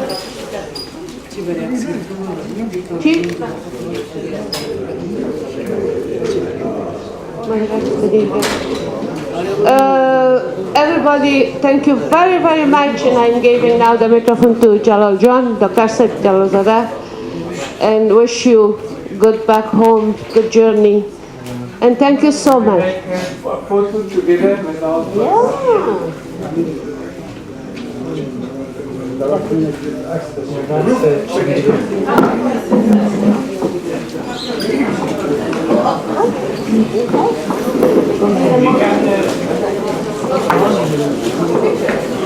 Christian and Ben Christiansson.